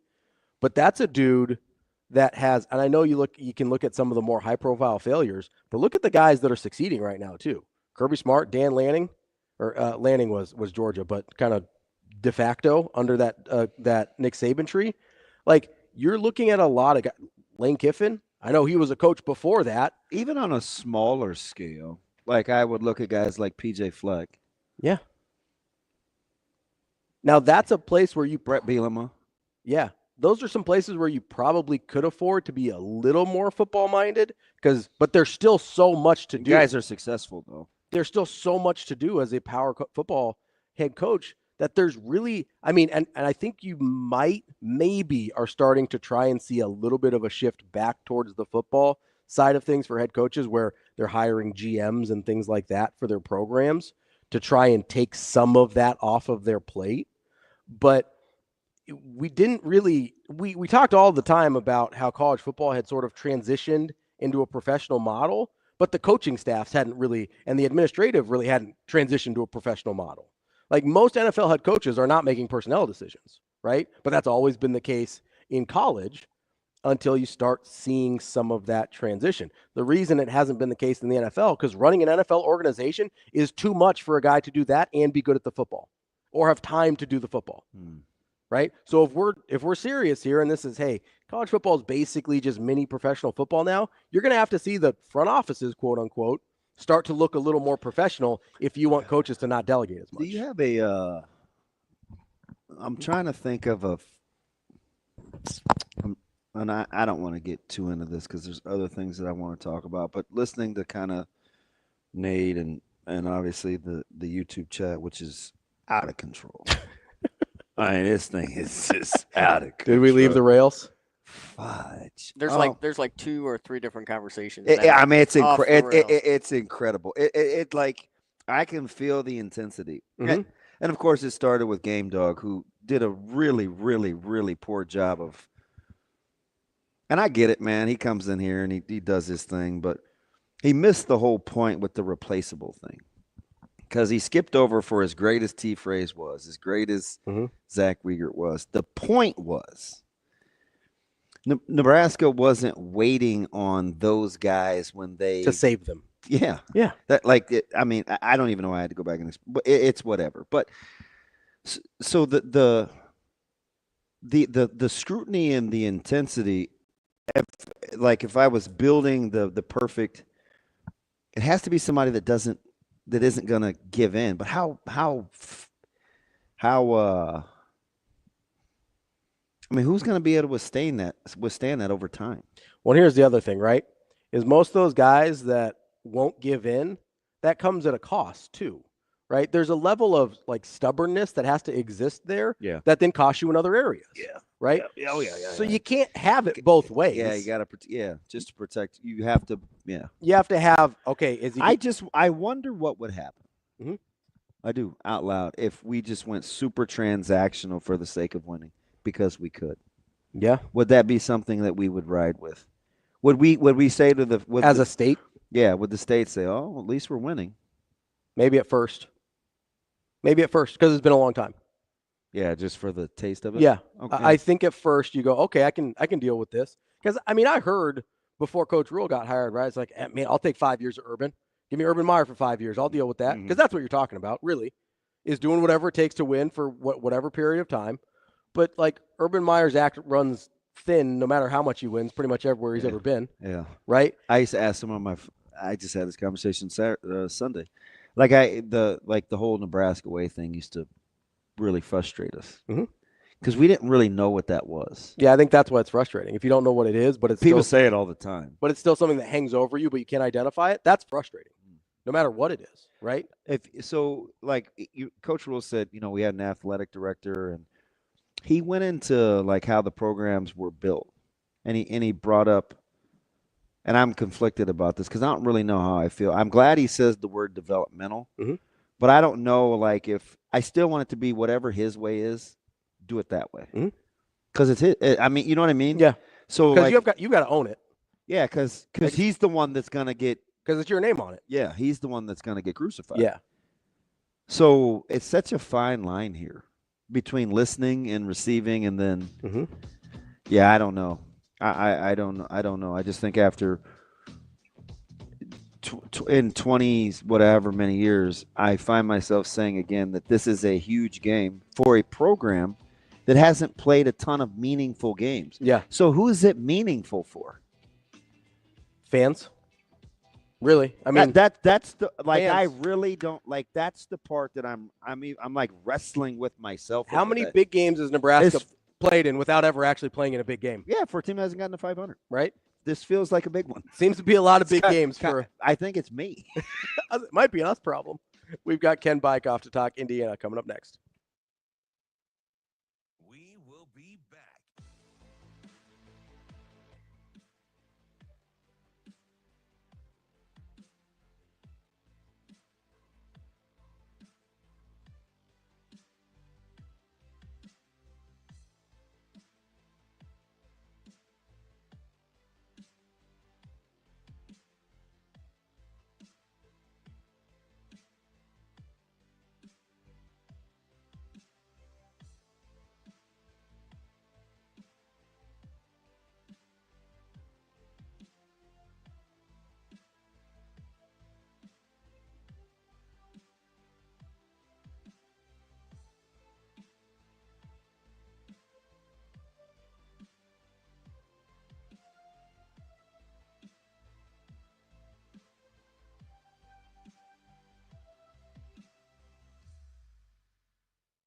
will be back.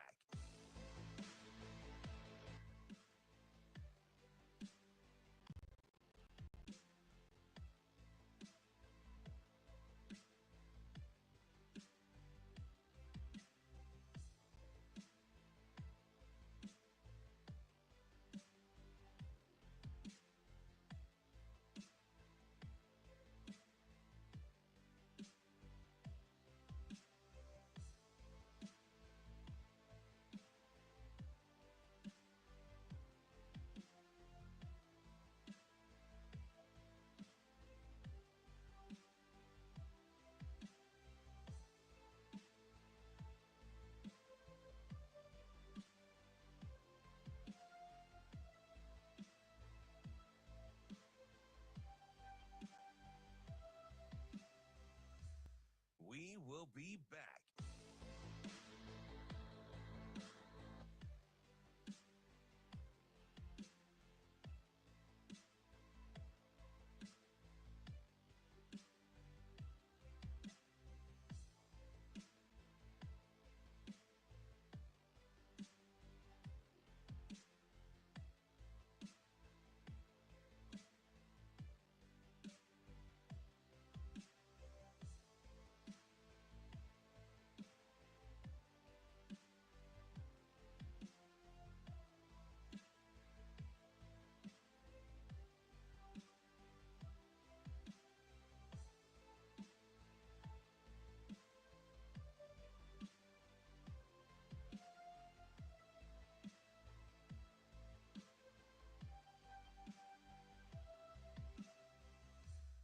We will be back.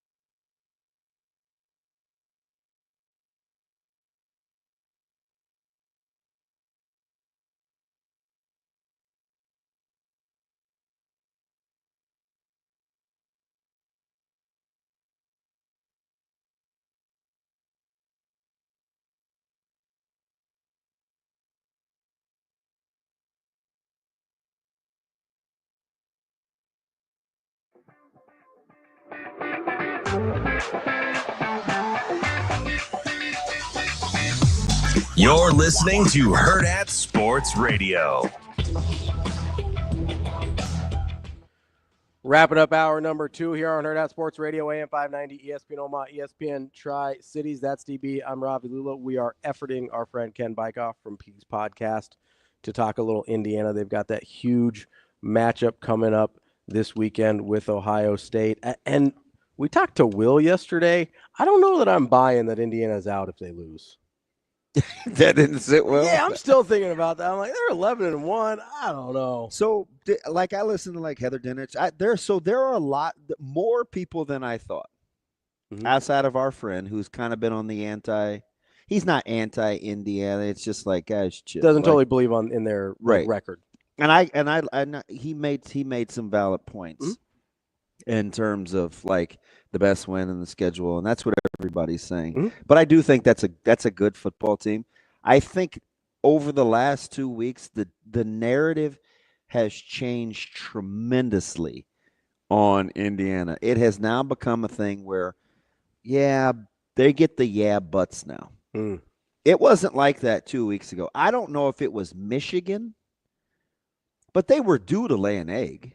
I also just wonder if... And they won. Yeah, they still won, right? But I do think the people have backed off a little bit on Indiana for whatever the reason. I mean, if you can have questions about a team that... What my man, Coach Signetti, say? Hey, what's our record?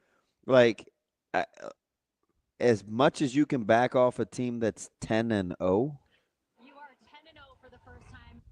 So here's the thing. Here's what I think happened. Is up to a certain point, it's kind of just a cute story. You get to about 10-0, and you're like, oh, we're actually gonna have to put this team in the playoff. So you start looking a little more closely, a little more critically. Okay, so what happened? Like, let's say Indiana opened with, I don't know, like, who are you taking in Penn State, Indiana? Like, do you have your mind made up? I think I'd take Indiana. I think it's probably a one. Like whatever you decide, you have to give thought to. Yeah, I think so. But Penn State doesn't get near the questions. No, because I think helmets matter a little here. You watch though, right? Yeah. Okay. But let's not pretend like that's not a thing. Part of what we don't think is real, and Penn State, and maybe it's not just helmets, right? But Penn State's been solid to better than that for a while now under Franklin. Indiana feels more like a flash in the pan because it's first year Kurt Signet. Like, it's sort of a whole thing this year, right? Like, if Colorado had gone on to have the success that people thought. At what point did you think Tennessee was good? Which year? This year. This year? Yeah. I'm still not sure. Okay. They got a pretty nice helmet, though. They do have a nice helmet. Yeah. I'm still not sure. But I've seen time out. But I've seen them lose this year. That's the hard part. No, the key part of that is you've seen it. Yeah. I mean, do you feel like you know what a good team is when you see them? Yeah. Okay. I think Indiana's a good team. So the thing that we don't know is just how good. Yeah.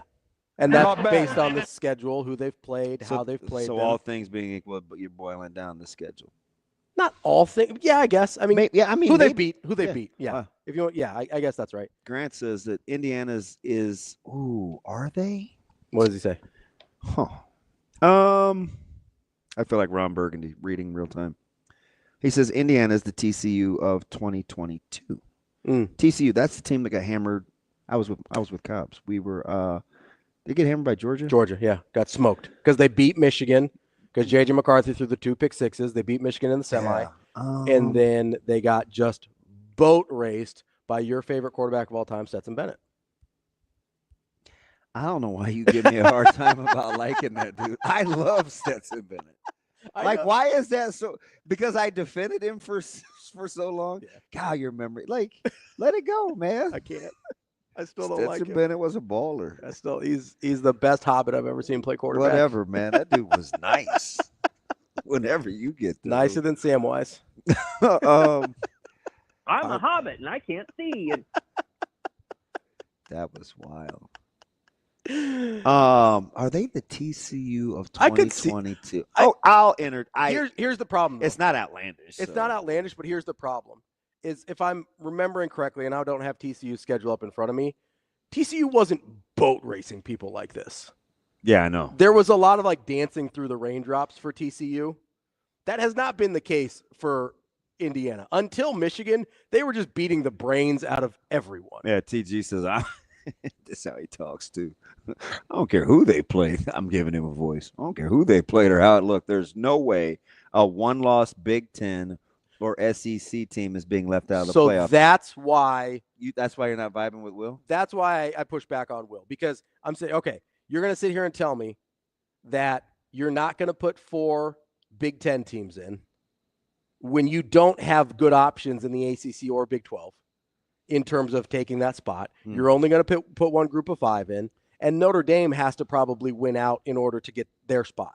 Right? So you're going to tell me that you're not going to put 4 Big Ten teams in, so you're going to put, 5 SEC teams in? I don't buy that for a second. I don't know. Spike, by the way, that's a great avatar. I closet like that. Is that Drake? Yeah, I closet like them. Big D-Rock guy? Yes, as you know. I like D-Rock. Ohio State being favored by 12.5 means Indiana isn't a legit top 5 team. I don't think that's what that means. But also, all they have to do is be a legit top 12 team. So I want to be biased and listen to him, even though I don't really think his name is Spike, but that's fine. Probably not. I like his Abby. Don't have a lot of parents. Am I really gonna get caught up over 3 points? Because Georgia was a big fave over Tennessee. Yeah, but I said so. Do I have to be consistent? No, I don't, because it's different. No, it is. I'm processing real time. It is. It's different. You're right. So I was like, and I said real time. I'm like, yeah, it's big for a reason. Georgia, I don't think Tennessee's very good. Yeah. Georgia ends up covering. Mm-hmm. But what I say, I don't think Indiana's very good. Ohio State will cover. That's hard. Here's the thing. I don't know. I know Ohio State's good. Mm-hmm. I just don't think they're as good as everybody says. I agree. They don't look like. I think they're as talented as they everybody don't says. look like they're talented. Mm-hmm. I think they're as talented as. So if they're a victim of their own roster, okay, I may have to come to grips with that. Yeah, but they don't look like.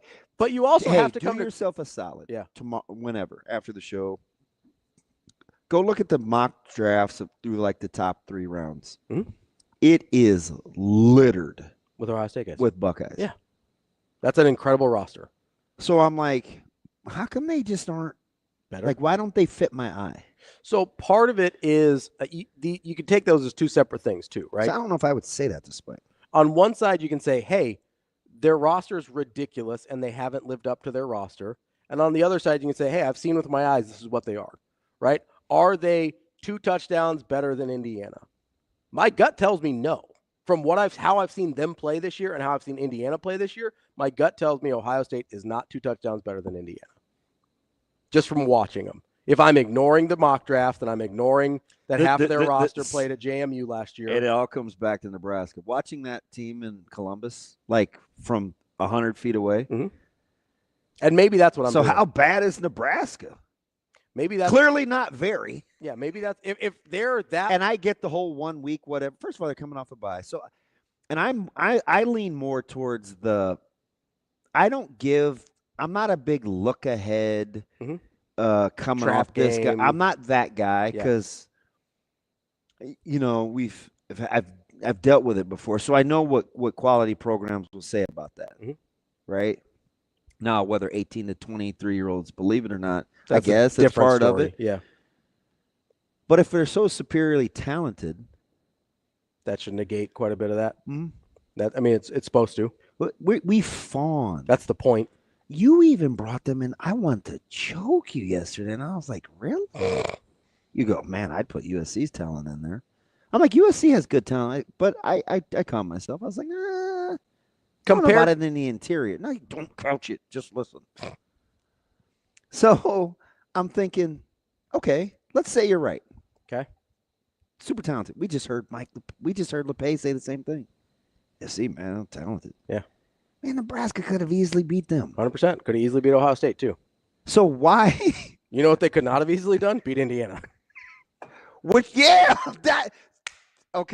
what I was just getting ready to say. Which is maybe what I'm doing when I say I don't think Ohio State's the most befuddling thing ever. Yes, and I get that. I don't think you were never in the game against it. Well, you were. It was 14-7 with 4 to play in the second quarter, and it still seemed like you were on skates. Yes.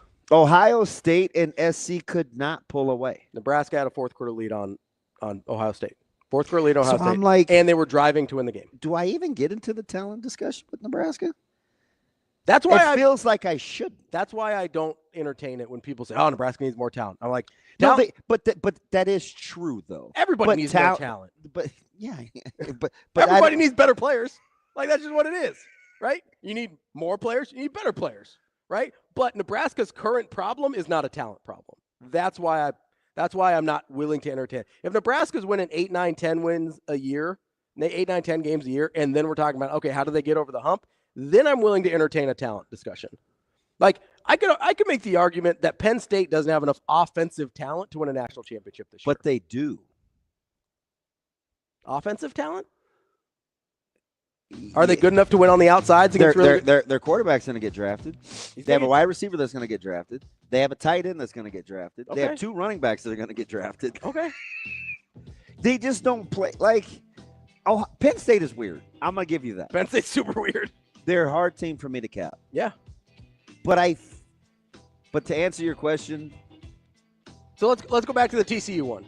TCU went losing the national title a couple years ago. They were not talented enough to beat Georgia. Spike and Grant started this. Is that fair? Yes. 2 years ago, TCU not enough talent to beat Georgia. I'll have a talent discussion there. We're not in the place for Nebraska to have the talent discussion yet because they have enough talent to play, as we've seen, with anybody. Schaefer coming up next.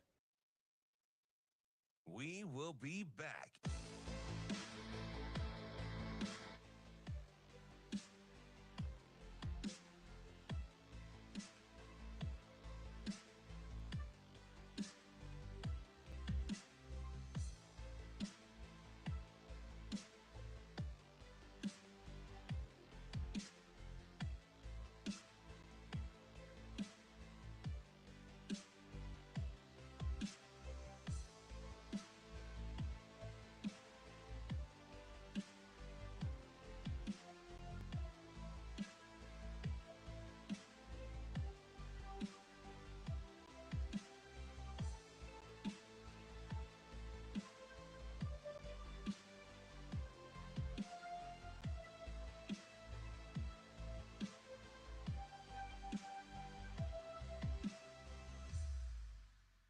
We will be back.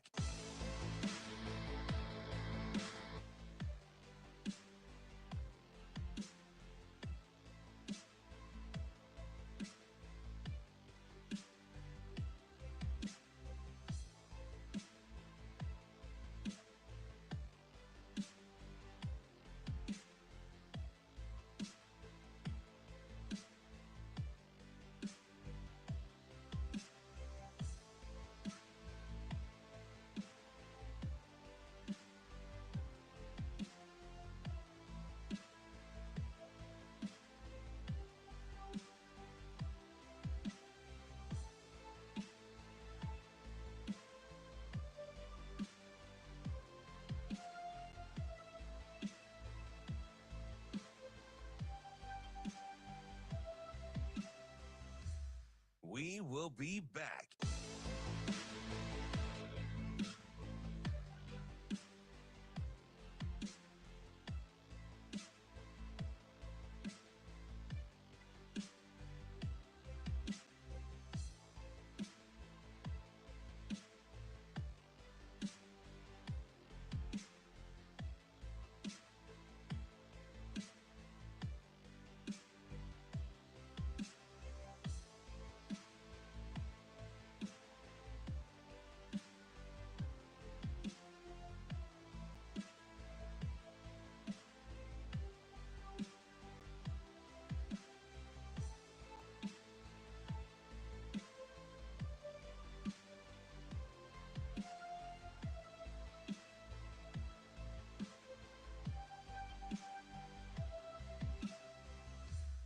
We will be back.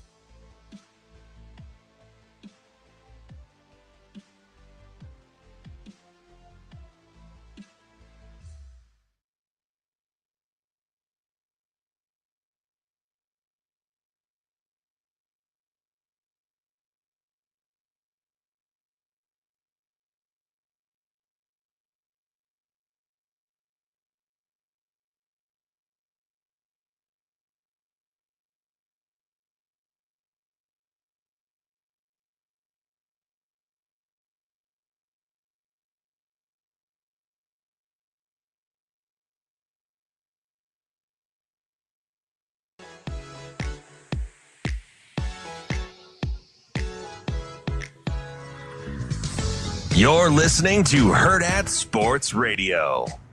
Sometimes, you talk to players, you talk to their parents, you talk to whomever, they're talking about who you're featuring. There's not really a lot of featuring of people. It's like it's in man who wins. And so the one thing about Dana's offense is he's going to throw the ball to the guy who's open. So we called some down the field. We just necessarily didn't win down the field at the level you'd like to. But I don't think any of that is representative of the offensive line. I thought the offensive line protected and won their one-on-ones, except for, we had one right before the half where we snapped it. It was supposed to be on 2, and the center snapped it on 1. So we gave up a sack on 3rd and 4. I would be remiss if I didn't say I thought Janier and Bonner played one heck of a game.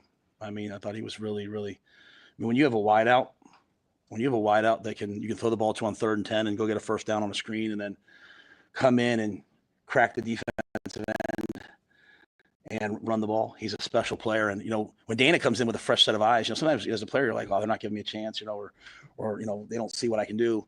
When you have a new coach come in and he recognizes what you can do, it's pretty cool. So for all the young players today, I was able to point out, like, Janier and Bonner never complains. He played fullback last year. He runs down on kickoff. He plays on punt. He plays on punt return. Plays on kick return. So he's the type of player that we're going to continue to try to find and build around. Tough, competitive, strong, physical, can make plays. I know that's not really what you asked, but I'd be remiss if I didn't say that. But I think Dana had a good plan in terms of, hey, getting the ball in some of those guys' hands a couple times and seeing what they can do. But yeah, I think we called some down the field shots and just didn't quite win on them and at the level we'd like to. We're back here on Hurrdat Sports Radio, AM 590, ESPN Omaha, ESPN Tri-Cities, KFOR in Lincoln. That's DB. I'm Ravi Lulla here on the Pillar Exterior stage. We are joined now by our friend Mike Schaefer from Husker 24/7. What's up, Schaefer? Not a ton.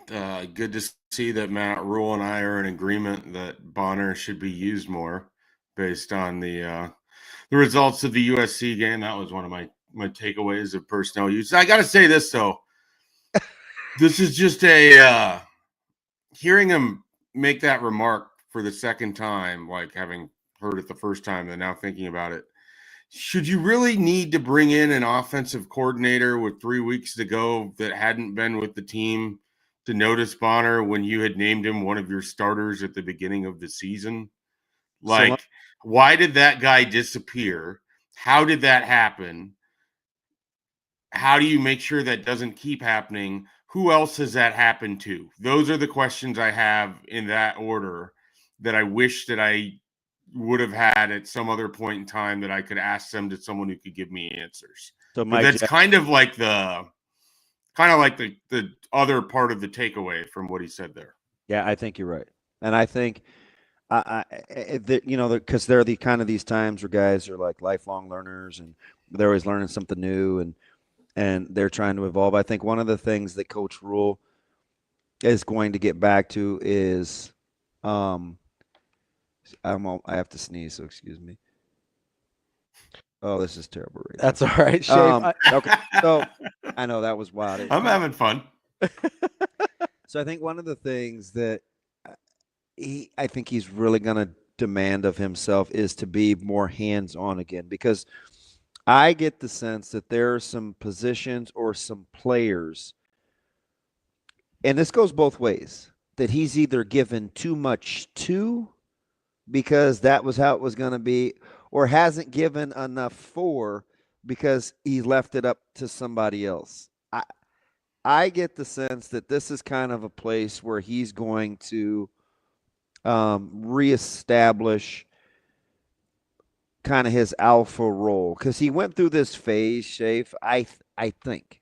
I mean, Schaefer, you don't have a ton of feelings unless it's your family, so you're going to be perfect to talk to because you're very – I think he's recalibrating his emotions based on what he's been through, right? Because now he's got to, like, settle back in. Okay, this was kind of traumatizing. I went through this. This was tough. Hey, I came out of the back end of this. This was tough. And he almost wants that in everybody else, right? Hey, you just got to overcome. You got to overcome. You got to push through. But now I think he's to the point where it's like, you know what? I need to recalibrate and get back to that too. I need more control of my own outcomes as opposed to delegating, even though I chose you and I should trust in you. You think there's any truth in that? I mean, there certainly could be. It's interesting because as we've known Matt Rhule, even before he got here, the word about Matt Rhule is that he's a micromanager.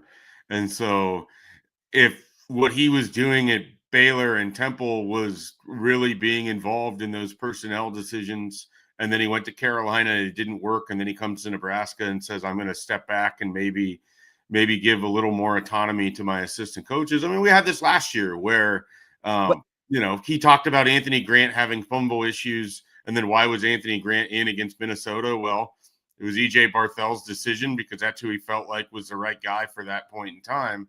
So, it's tough because I think you want to give autonomy to your assistants. I think you want them to be – they're the guys that are watching every rep and are in that position room and should be the ones that have the most information. And yet at the same time, it's fascinating to me that Janiran Bonner is someone that every time you see him on the field, he looks like he can help you.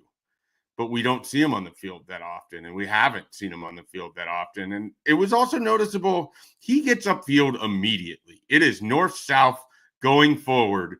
And why that seems so rare is name one other offensive pass catcher that's doing that right now. Well, I'll give you one, and he's got to get more targets too, and that would be Lloyd. Right. Is shake and bake, and Fidoni's trying, like, it's, there's all these little extra moves. Bonner is just catch, get upfield, get as many yards as he can. And sometimes you kind of need that when your offense is in a bit of a slog. So, Schaefer, and I don't want to dominate the time on psychology, but I think the difference between Temple and Baylor is smaller jobs.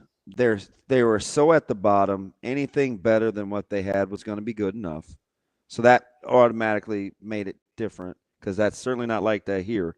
And then the thing about Carolina is, I think you have a general manager, you have an operations guy, those guys he walked into a situation where those guys already do those jobs. So I think that's the difference in kind of setting the table for what he's going to need here, because I do think he has to be a little bit more hands-on, especially with some of the personnel decisions, even though you're paying guys to make those decisions. Isn't the tough part of this? I'm just, going with what you're saying here. Isn't part of the tough part of this the fact that you're at a place like Nebraska where you have unlimited resources? You can hire as much staff as you want, and you might fall in the trap of just hiring people to hire them instead of hiring them with a purpose. Well, is that maybe where we're at? Yeah, yes to the finances where you can get a guy to do it, but I don't know about just with no purpose though, because purpose is maybe the wrong word, but because he's very conscious about how to spend money. Sure, like he's kind of cheap by nature. Well, there would be some arguments against that, given the size of the extended staff, the size of the assistant pool, the size of what guys are getting paid. It's not to do nothing though. What you're paying guys, that's fair game, right? Right, and the expectations of those guys are really high. But I mean, yeah, you can also lose your job with that money too. So, absolutely. I mean, I get it. That's fair. That's totally on the table. I just think it's tough because, there are times where he talks after the game and he says what you want him to say, but in the back of your head, you're also thinking, why is this now a revelation that Janiran Bonner needs to play more? And then you extrapolate that. And so after the game, the first thread that I put up before I'm even writing the post-game analysis, the things that I want to see going forward was more Bonner. That was the first point. And then the second one was try different people on the defensive back end. I am sort of at the point where it doesn't matter if you're a veteran, doesn't matter what you did in 2023, what you are putting on the field right now. And there's several guys back there. It doesn't matter if you're a young guy or a veteran because the mistakes look like they're going to be the same. And I can live with that if you're also able to get to the correct spot in time some of the time. The defensive back end is really hurting this defense. Really hurting this defense. And I think everybody knows which two players in specifics I'm talking about.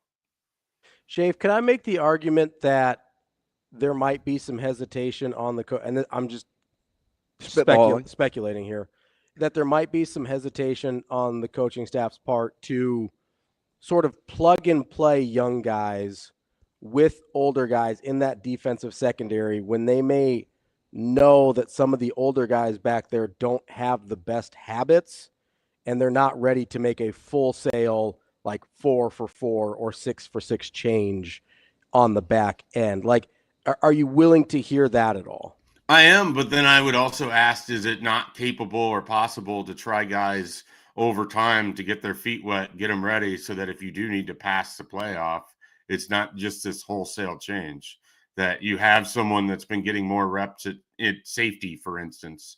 You have a Ramirez Stewart or a Caleb Benning or whoever it is back there is getting in a couple series again. We're not seeing that. Like, one of the big differences, defense 24, defense 23.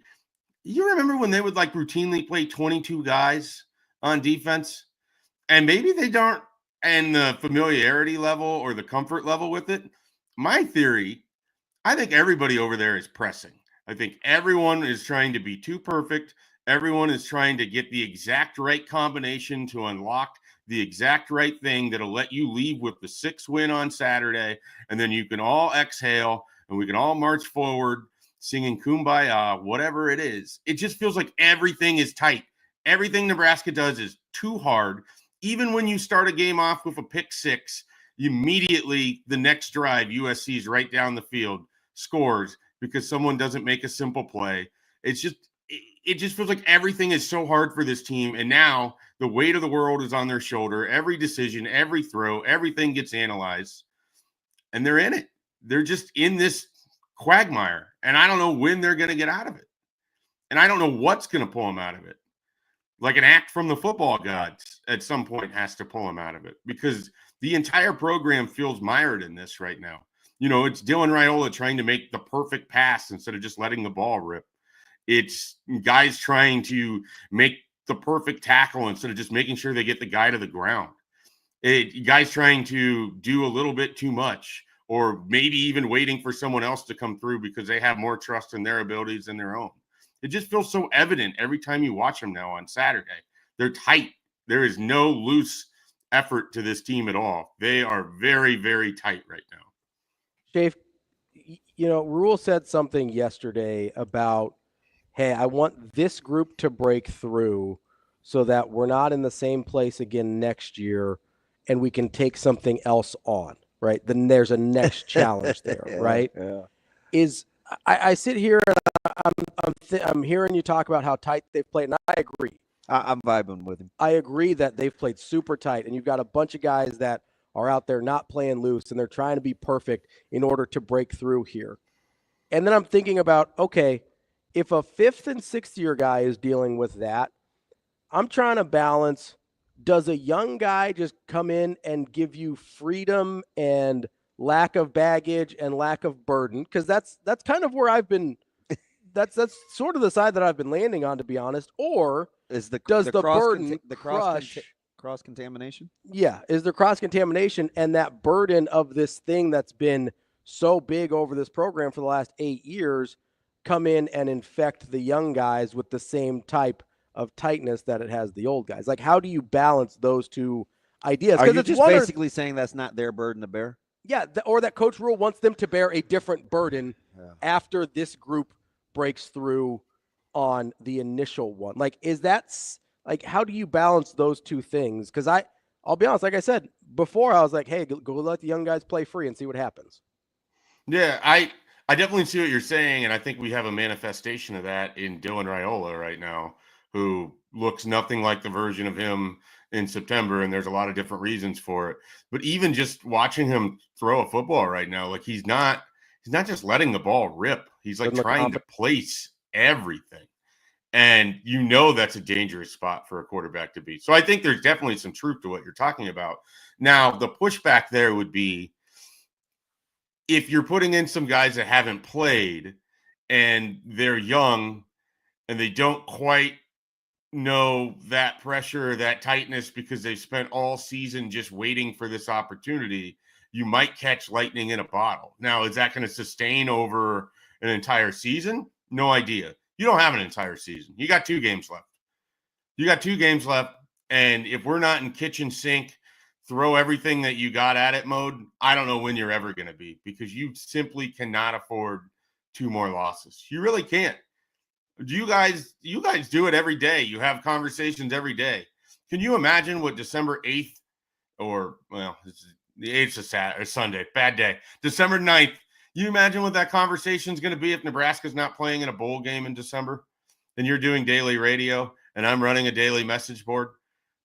Do you know what that conversation is going to be like on January 22nd? Nebraska hasn't played in a bowl game for there is a lot at stake here, mentally, financially, all of it. And I'm not talking about us. I'm talking about the football program. You have your AD talking about how they have to get a 6 win because he's going to turn around and ask for more money from a fan base that all it does is shell out money for not results.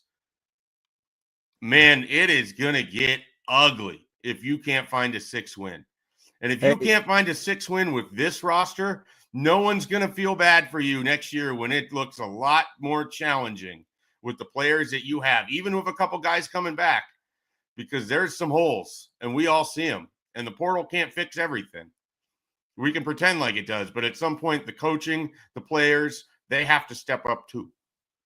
Chafe, is there any part of you that understood or kind of, I mean, maybe you would have said it differently, maybe you wouldn't, that understands what Luke Fickell was trying to say, has said, kind of what's happened? Because on the other end of this is an opponent that's reeling as well. Oh, yeah. Does that add to or divert pressure kind of as you're looking at this synopsis as we get ready to break down Nebraska and Wisconsin? I think this is a really critical week for Nebraska to focus on Nebraska and not think about whatever Wisconsin's going through. Obviously, you got to know what they're going to do and their tendencies and how you want to play them and the game plan. But they're walking wounded too. And it shouldn't really be a surprise. This wasn't a good Wisconsin team coming in this year. They caught some people when they had the soft part of their schedule and they beat up on Northwestern, Purdue, and Rutgers. But this team isn't very good. And that program is in its own, state of concern. But Nebraska can't worry about that, obviously. They've got to focus. I mean, they had a what felt like, I wouldn't say a rejuvenated UCLA team, but maybe after that win against Rutgers, they felt good going into the bye, coming out of the bye. But that was still a team that the expectation was you're better than, and they got punched in the mouth immediately, never really responded. The expectation is that Wisconsin is also struggling. I don't know if people think Nebraska is better. I think Nebraska is better, but they can't focus. They have to be able to figure out themselves as much as possible this week and add to Wisconsin's burden. Because if you can make them on the road, if you get a lead early, you put pressure on Wisconsin early, that's going to be huge. But if you fall in a hole and you let them hang around, as they have in 2022 and 2023, Nebraska lost those games when they had a chance to put them away early. They didn't do it. 3 weeks ago, almost a month ago, we talked to your folks from 24/7 over there, and one of the keys that they thought to the then turnaround was the command that Locke had of the offense and kind of playing within the confines of the system and them finding a ground game. And 4 weeks later, it's like WTH. Well, playing Iowa, Penn State, and Oregon will do that to you when you're coming off of Purdue, Rutgers, and Northwestern. Like there's such a huge difference in this conference between the bottom and the top, or even the middle. And you can get fat and happy off of some results that really aren't real. And Nebraska's been there. So my question is like, why do you think it's Wisconsin? Why do you think the panic, or do you think kind of like what you were saying about Coach Rhule in the beginning, maybe they knew all along, it's just that they didn't do anything because of the results didn't say wholesale change? Yeah. Well, they lost their quarterback, sense? so I think that's at least their season changed a little bit when they lost Tyler Van Dyke, right? So that hurt them. I think they, as much as, sometimes we get into this conversation with Nebraska, what's Wisconsin's identity? Who are they? They're not the same defensive team they used to be. They're not the same hard-nosed, beat you up in a phone booth team that they used to be. They're kind of just like, we want to do a little of this. We want to do a little of that. We want to, challenge you vertically, but we also think we can kind of run the ball on you too. And they really can't do anything that well. Like they're just they're like a C- football team. And that's what they've been for the last couple of years under Fickell.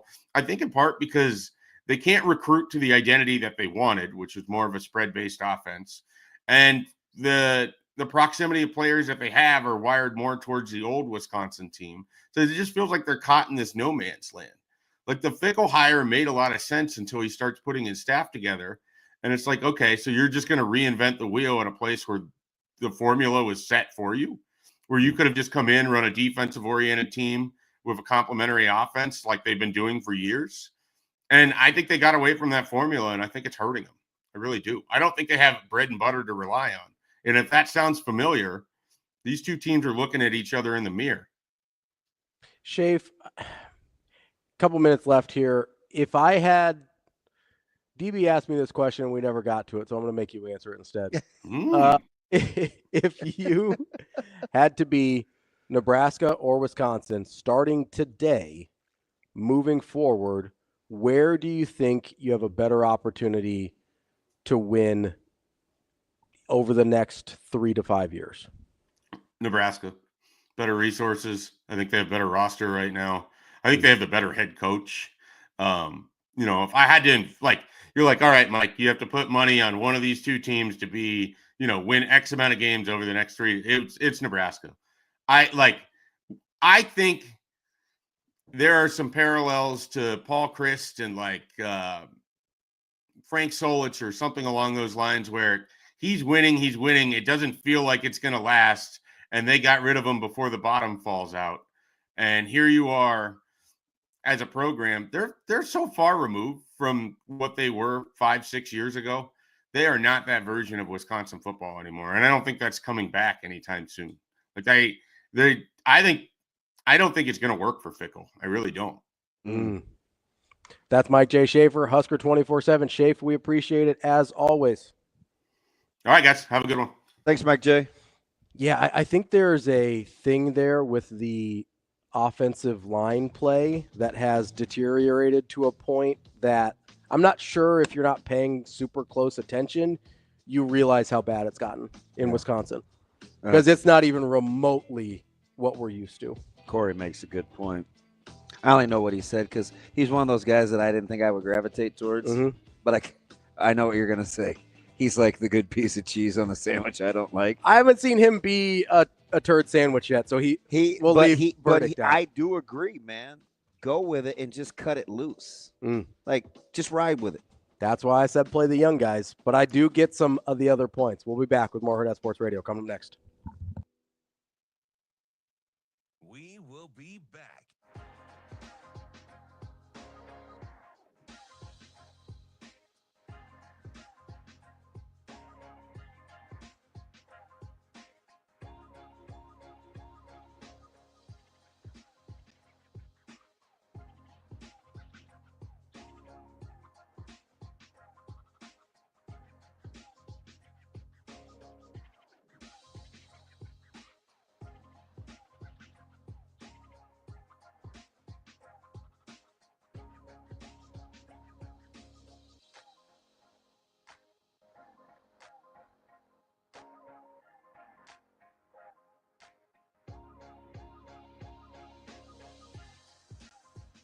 We will be back.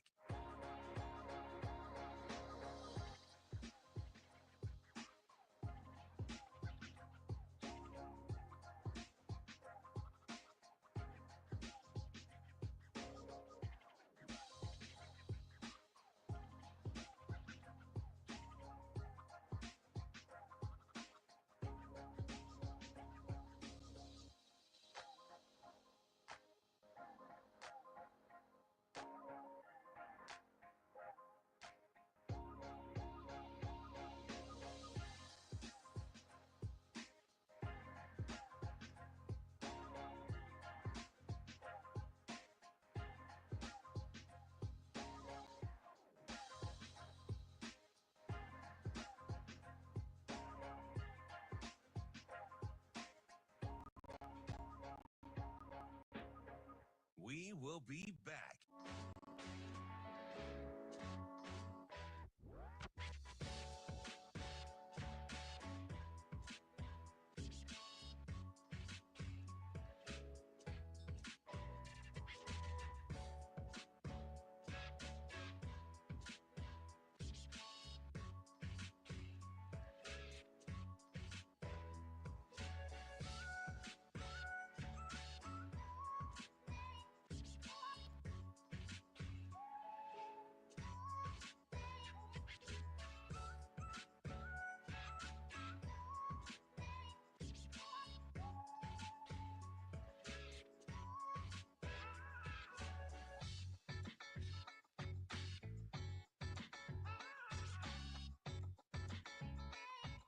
will be back.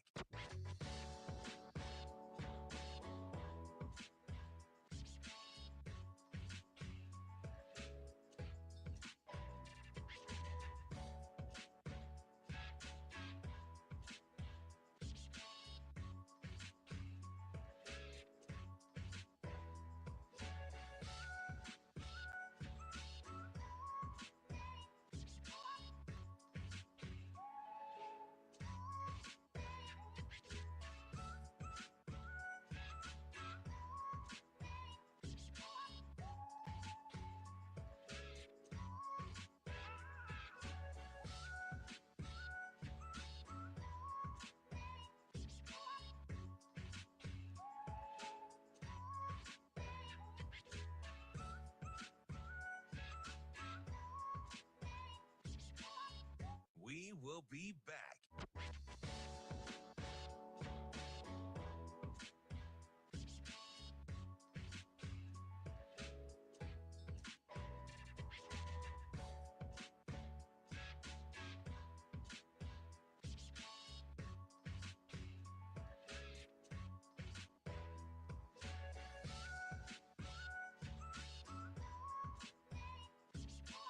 We will be back.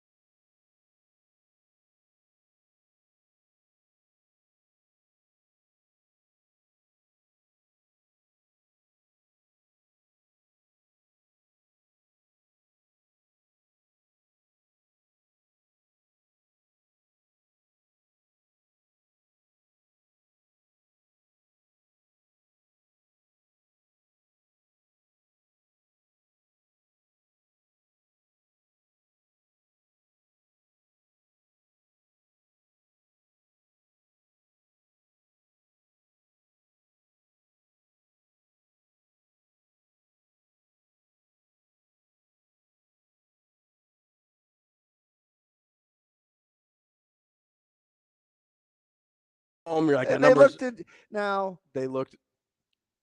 They did some dumb things at times when you felt like they were on the verge. Yeah, for sure. It's just But that's what bad teams do. They're awful. They're really, really bad. They were bad before Dak got hurt. Yeah. Now they're disastrously bad. And the sky is both literally and figuratively falling in Dallas. That's why I struggle, though, because every time we do this, every Thursday or Friday where we do this, and we're like, oh, that line's stinky. I'm like, you bet it is. And you're like, I'm going this way. And I was like, give me the free money. It's because sometimes there is free money. Yeah. Like sometimes they just miss the line. You're a risk analysis guy. Yeah. So you're going to err on the gimme side more often than not. Yes, because it's the overthinking. Because it's I don't know if it's overthinking, but it's riskier, right, to bet on the team that you think is worse because the number doesn't strike you right. Right? Especially when the alternative is, I think the Texans are 14 points better than the Cowboys, and you're telling me they only have to win by 7? Yeah. Like the risk analysis in my brain is like, that sounds terrific. That's some Brian Edwards tough stuff. Maybe me and B need to hang out a little bit. I don't know if I can mess with the Budweiser bottles, but he's great. Man, he chilled. We were together almost all night. But when it comes to like capping and watching and results, he didn't drink one thing. Yeah, no, he's on it. He's just like a funny, easy. He's a little guy. Yeah. Is he? Yeah. He's not Shane Little, but he's a little guy. Little guy? Yeah. But I mean, he's great. I can't wait to talk to him this week about Billy Napier. I'm so excited. Every time I find myself rooting for Florida so hard just so I could go talk to Brian Edwards about Billy Napier. Hey, can I ask you something? Speaking of bet on it, and I know they got a win last night, Milwaukee. Who's the first coach to get fired? So here's the problem with Milwaukee, right? Is you already did the firing the coach thing. That's how you ended up with Doc. Yeah, I know. But so are you going to do it? I mean, are you going to do it again? They're not very good. No, they're not. And firing Doc doesn't fix that. Hey, how would you like to be coaching in Philadelphia with Embiid? Terrible. I would hate it. It sounds like it's the worst thing in the world. Do the fans like Joel Embiid? I thought he was like the mayor. You thought it was like their guy. Wasn't it like him or Hurts? Like whose city was that? Yeah, and I think people leaned Embiid. That dude's a tough hang. Like Embiid is a tough hang. For as good as he is, that dude is a tough hang. And now they're 2-11. Although I'm not gonna lie, man, I would have probably socked that reporter. Oh, 100%. Because he was way out of bounds. 100%. Way out of bounds. Like that is you're throwing hands immediately. Yeah, way out of. And there's never any repercussions. Like no, there's not. Except for apparently, every once in a while, Joel Embiid will push you in a locker room. But well, I mean, don't you? That guy shouldn't be. He shouldn't be writing. No, you got to pull a credential there. That was wrong. Like you got to pull a credential. Yeah. If you're not familiar with what we're talking about, a couple weeks ago, Joel Embiid got suspended for shoving a reporter who made light of his brother's death in order to make a point about how Joel Embiid doesn't play basketball enough. Yeah. It was pretty out of pocket and way out of line. And this is, I mean, to be fair, like, and we do this job too. So I understand it can seem a little. Yeah, but we would get reprimanded. We would get reprimanded, but there's often. I thought when Bill came in here the other day, he was mad. He was mad at me of me saying that I like low key threatened you. I was like, oh shoot, he's in a good mood. Hi, good to see you. I don't even remember you threatening me. It just rolls off my back. Well, it happens like 5 times a show. You're just like, I'm gonna choke the life out of you. I'm like, okay, DB. How close? Be honest. How close was Shane to being on the receiving end? Oh, it's pretty close. I think do you wonder sometimes? If I had to bet on it, I probably would have taken the. I'd have taken that John Bones Jones line. Yeah, how much would that Aspinall fight be? Oof. You know what? And B. Edwards and I, we argued about this. Remember? Mm-hmm. He thinks Aspinall would be not only he be favored, but would win the fight. How? I mean, I still don't know how Bones was an underdog this week or this weekend. He wasn't. Yeah. No, for the knockout. For the knockout. Yeah, he wasn't. I was looking at plus 220 for the knockout. No. Yeah. So B. Edwards thinks he'd be a straight up underdog. Yep. Just to win. Yeah. Younger, bigger fighter. Much younger. Yeah. I mean, Jones is 36? 30. He'll be 37, yeah. So, I mean, like he's getting up there. He's been doing this a while. It's not like he's lived the cleanest, easiest life, No. right? There's been some public. I don't know if I would ever make John Jones an underdog in anything. I don't know if you can until he loses, right? He's a scary human being. Isn't his only loss a DQ? Yeah. So the dude's never lost a fight. No. Not lost a fight. And he wouldn't on the streets either. No. Because he's not one of those fake, he's truly fringe. Yeah. He's had multiple run-ins. Yeah. That's not a guy that I want to run into on the street. Yeah. Multiple run-ins. There's some of these, and listen, and they could beat me up. I'm 100% sure. But there's some of these, especially the ground game guys, whether it's the grapplers or the jiu-jitsu guys, where you're like, I don't know how useful that's going to be in a street fight. You know what I mean? I get on this side of TikTok where you're like, what does it look like when a guy who trains in BJJ gets in a street fight and he sits down and starts scooting toward the guy? And it's really, really funny. And they could absolutely choke me out and make me, pass out. But it's really funny. Whereas John Bones Jones, you're like, yeah, no, he'd kill you on the street. Yeah. Kill you dead. Mm-hmm. So I don't know how you make that guy an underdog until he shows he's actually capable. And he truly does hate Aspinall. He just doesn't want to. And I've seen Bud is like this with some He doesn't want to give him guys. the shot. He just doesn't want to give him a free payday. Because nobody gave Bud the shot coming up. Just doesn't want to give him a free payday. You know how much longer it took for Bud to become a star because people didn't want to fight him? My man is touring the world, though. Yeah, I follow him on Instagram and stuff. So I see. Oh, do you? Yeah, I see all of his. Isn't he something? Oh, he's great. Yeah, I love Bud. Me too.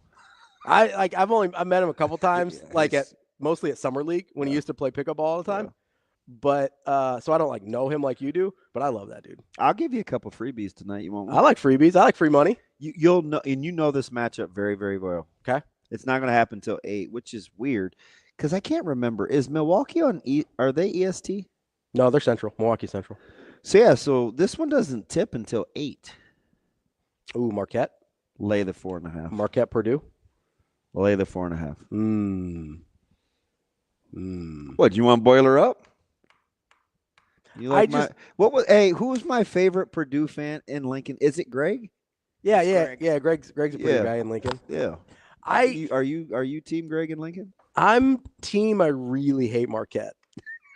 So I'm having a hard time being objective here. Well, you hate being objective, don't you? I don't hate it. It's just hard. It's hard for me. Do you know who you couldn't be? It's hard for me. Me with this secondary situation going on in Nebraska. No. I need some Tums. Yeah, take the Golden Eagles. You want? I like Purdue better. Yeah, well, I'm having a hard time. We'll talk about it tomorrow. I'm having a hard time being objective here because I do hate me some Shaka Smart. But as stingy as you are, I know you love money more. I do, but I'd rather just not play it than. Although Marquette's up to 5.5 now. Ugh, is it? Yeah, I might take some Boilermaker. I don't know. That might be a stay away for me. I'm too emotionally caught up with Shaka Smart to make good decisions. That's why I can't bet on UConn either. Hate me some Danny Hurley. At some point, I am going to cap the Big East, but I need about another 3 weeks. I need to know interesting start if and when Fedor is ever going to be eligible, and then I'll cap the Big East. That's Bet On It, brought to you by Warhorse Sportsbook. No bets, no glory. We'll be back with more Hurrdat Sports Radio. We will be back.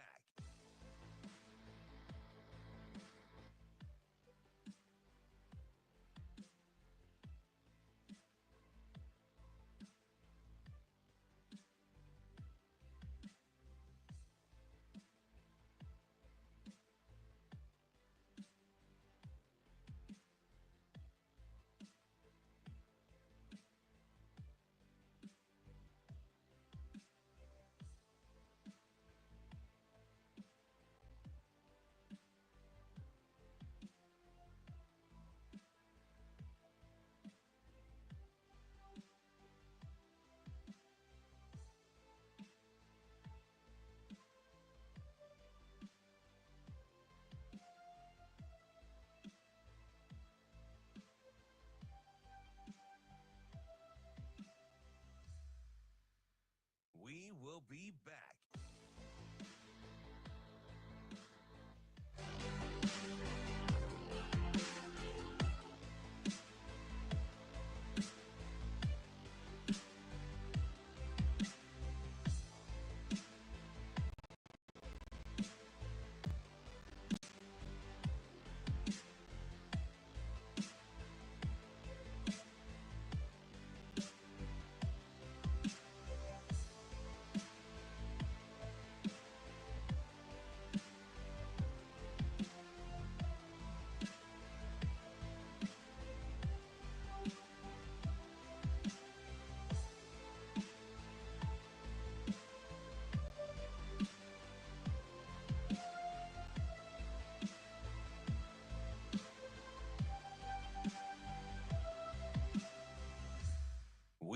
be back.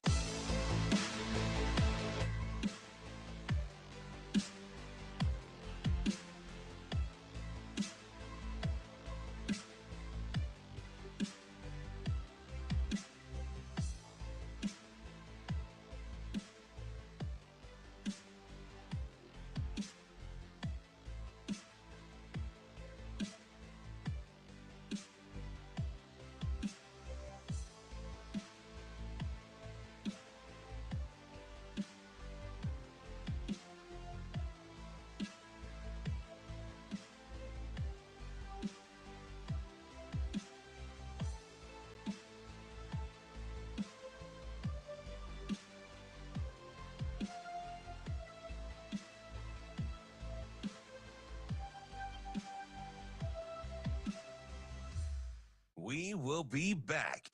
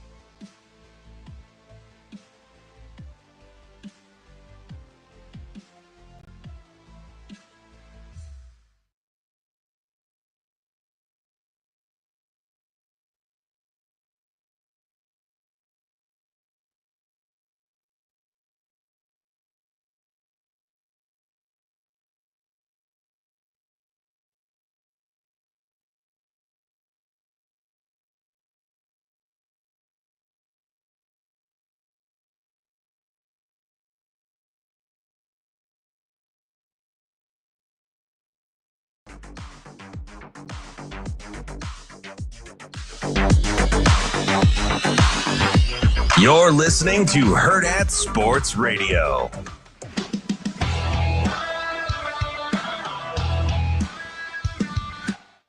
We're back here on Hurrdat Sports Radio, AM 590, ESPN Omaha, ESPN Tri-Cities, KFOR in Lincoln. That's DB. I'm Ravi Lulla here at Hurrdat Sports Bar and Grill. We are joined now by Ken Bikoff. He covers Indiana for the Peegs podcast and Peegs.com. What's going on, Ken? Hey, how are you guys doing? Oh, good. Hey, what's your guys' record again? 10 and 0. I think that's what it is. Yeah, it's 10 and 0. It's pretty good, isn't it? It's a situation where Indiana could lose out the rest of the season and still have its best season in its history. It's incredible.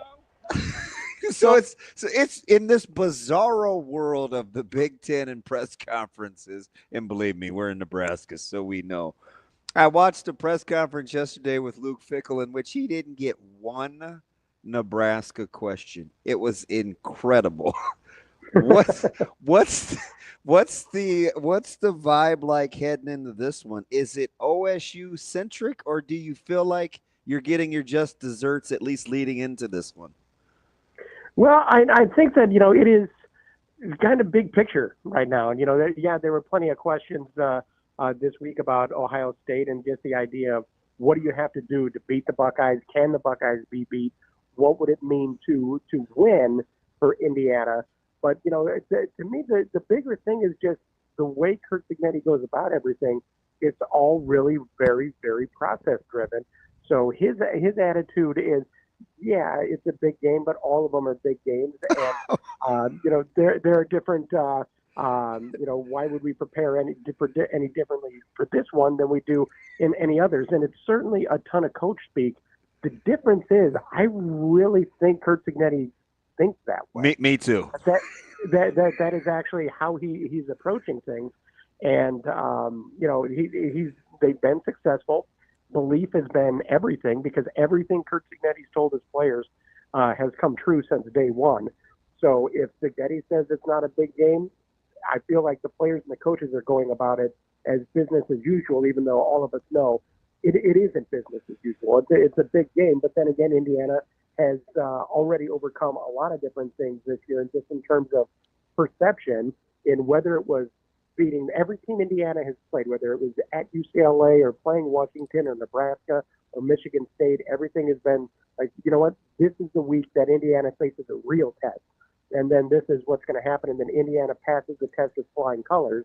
Then people are like, well, actually, Washington's not that good, or, you know, Nebraska's having, this problem or that. This is a team that is ranked number 5 in the nation, is part of the college football playoff discussion, but still feels kind of overlooked. And that's just kind of how they're going about their business. Ken, we've been talking to you since the summer. How ironic would it be that he could use it? This isn't like a fake chip thing, right? Because I think there would be more hand-wringing over whether a 2-loss Ohio State team would get in versus a 1-loss Indiana. And I don't even think I'd be making that up depending on the outcome of the game this weekend. That has to stick in the craw at least a little bit. You know what? I don't know that it does.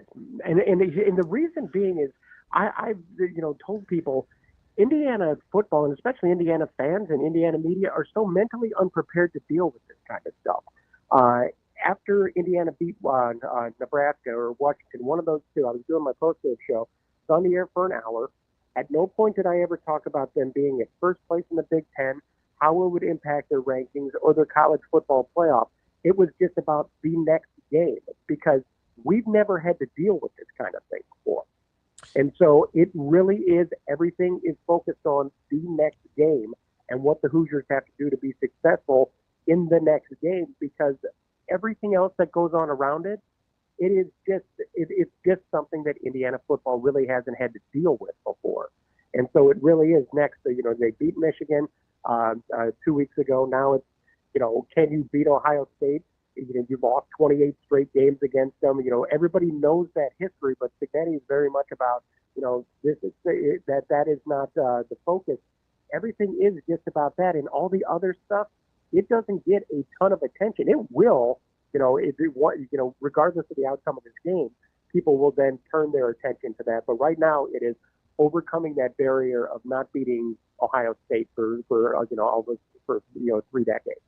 Ken, if you guys need some lessons on how to over-project from one game or look way too far down the line, we probably could help you out here from the Nebraska media, give some tutoring sessions. I'm quite certain you could, but we do have plenty of experience with that with Indiana basketball. Fair enough. Fair enough. That is something that is there. But, it really is just a program that, people, this is house money. I mean, this is a program that's normally looking for 6 wins, period, and they knock it out in the first 6 weeks. And so everything at this point is just amazing. Again, Indiana's never won 10 games in a season. Indiana's never faced this kind of situation before. The Hoosiers can lose out, and it's still the most successful season in IU history.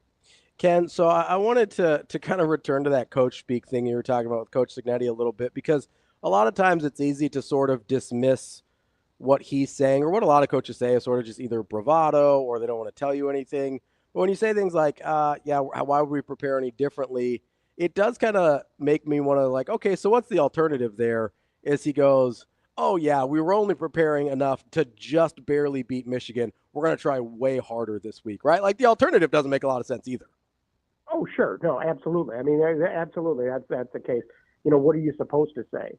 And so, remember, to a certain extent, coaches are professional liars when it comes to the media, because they'll stand in front of you after a game and their star has been suffered some kind of injury, and they'll say, yeah, I haven't talked to the trainers about it. Yes, you have. Of course you have. It is. You're just lying to my face, and that is football, that's basketball, all of it. That's just how it works. But again, everything that Cignetti has done from day one has been absolutely, he's maintained the same attitude. Big, you win big, you beat Michigan, you're 10-0, and his whole attitude the whole time has never changed.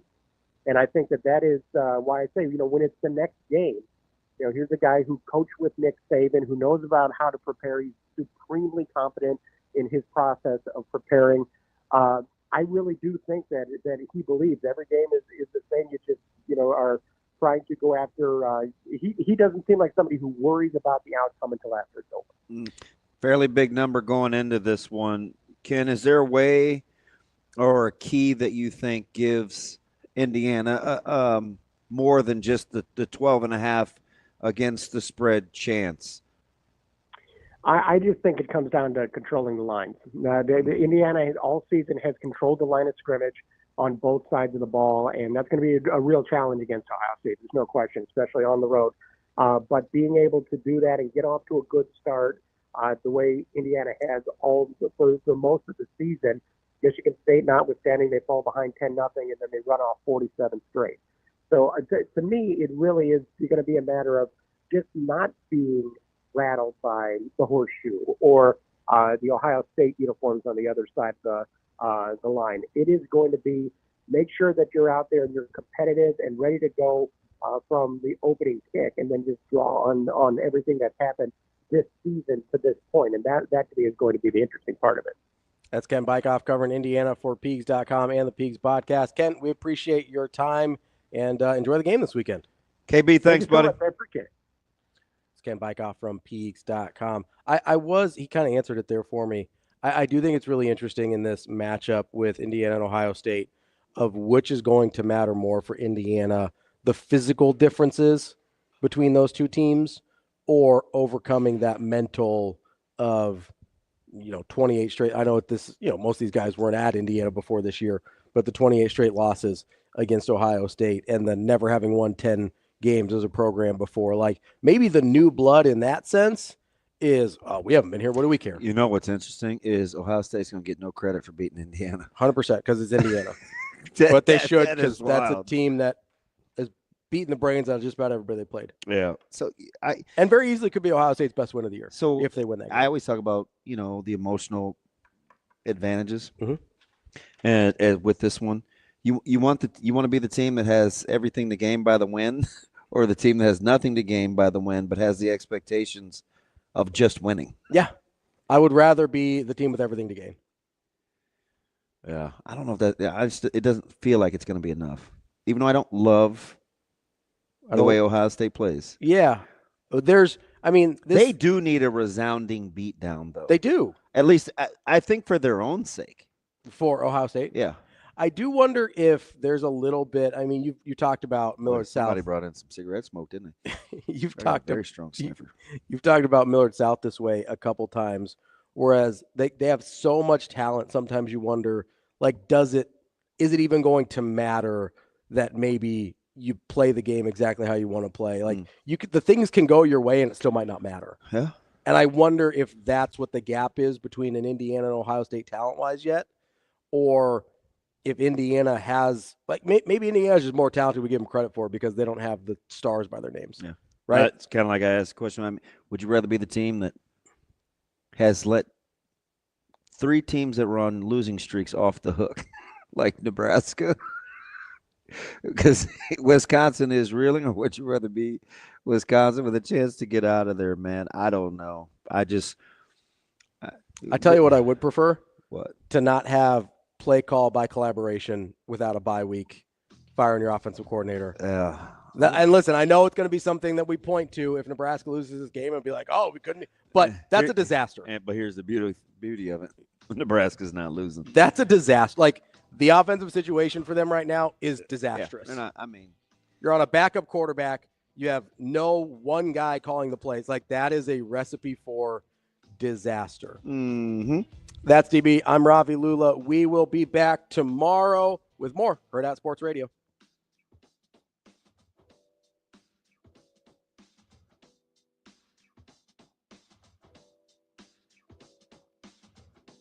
See you. Have a good day. Love you.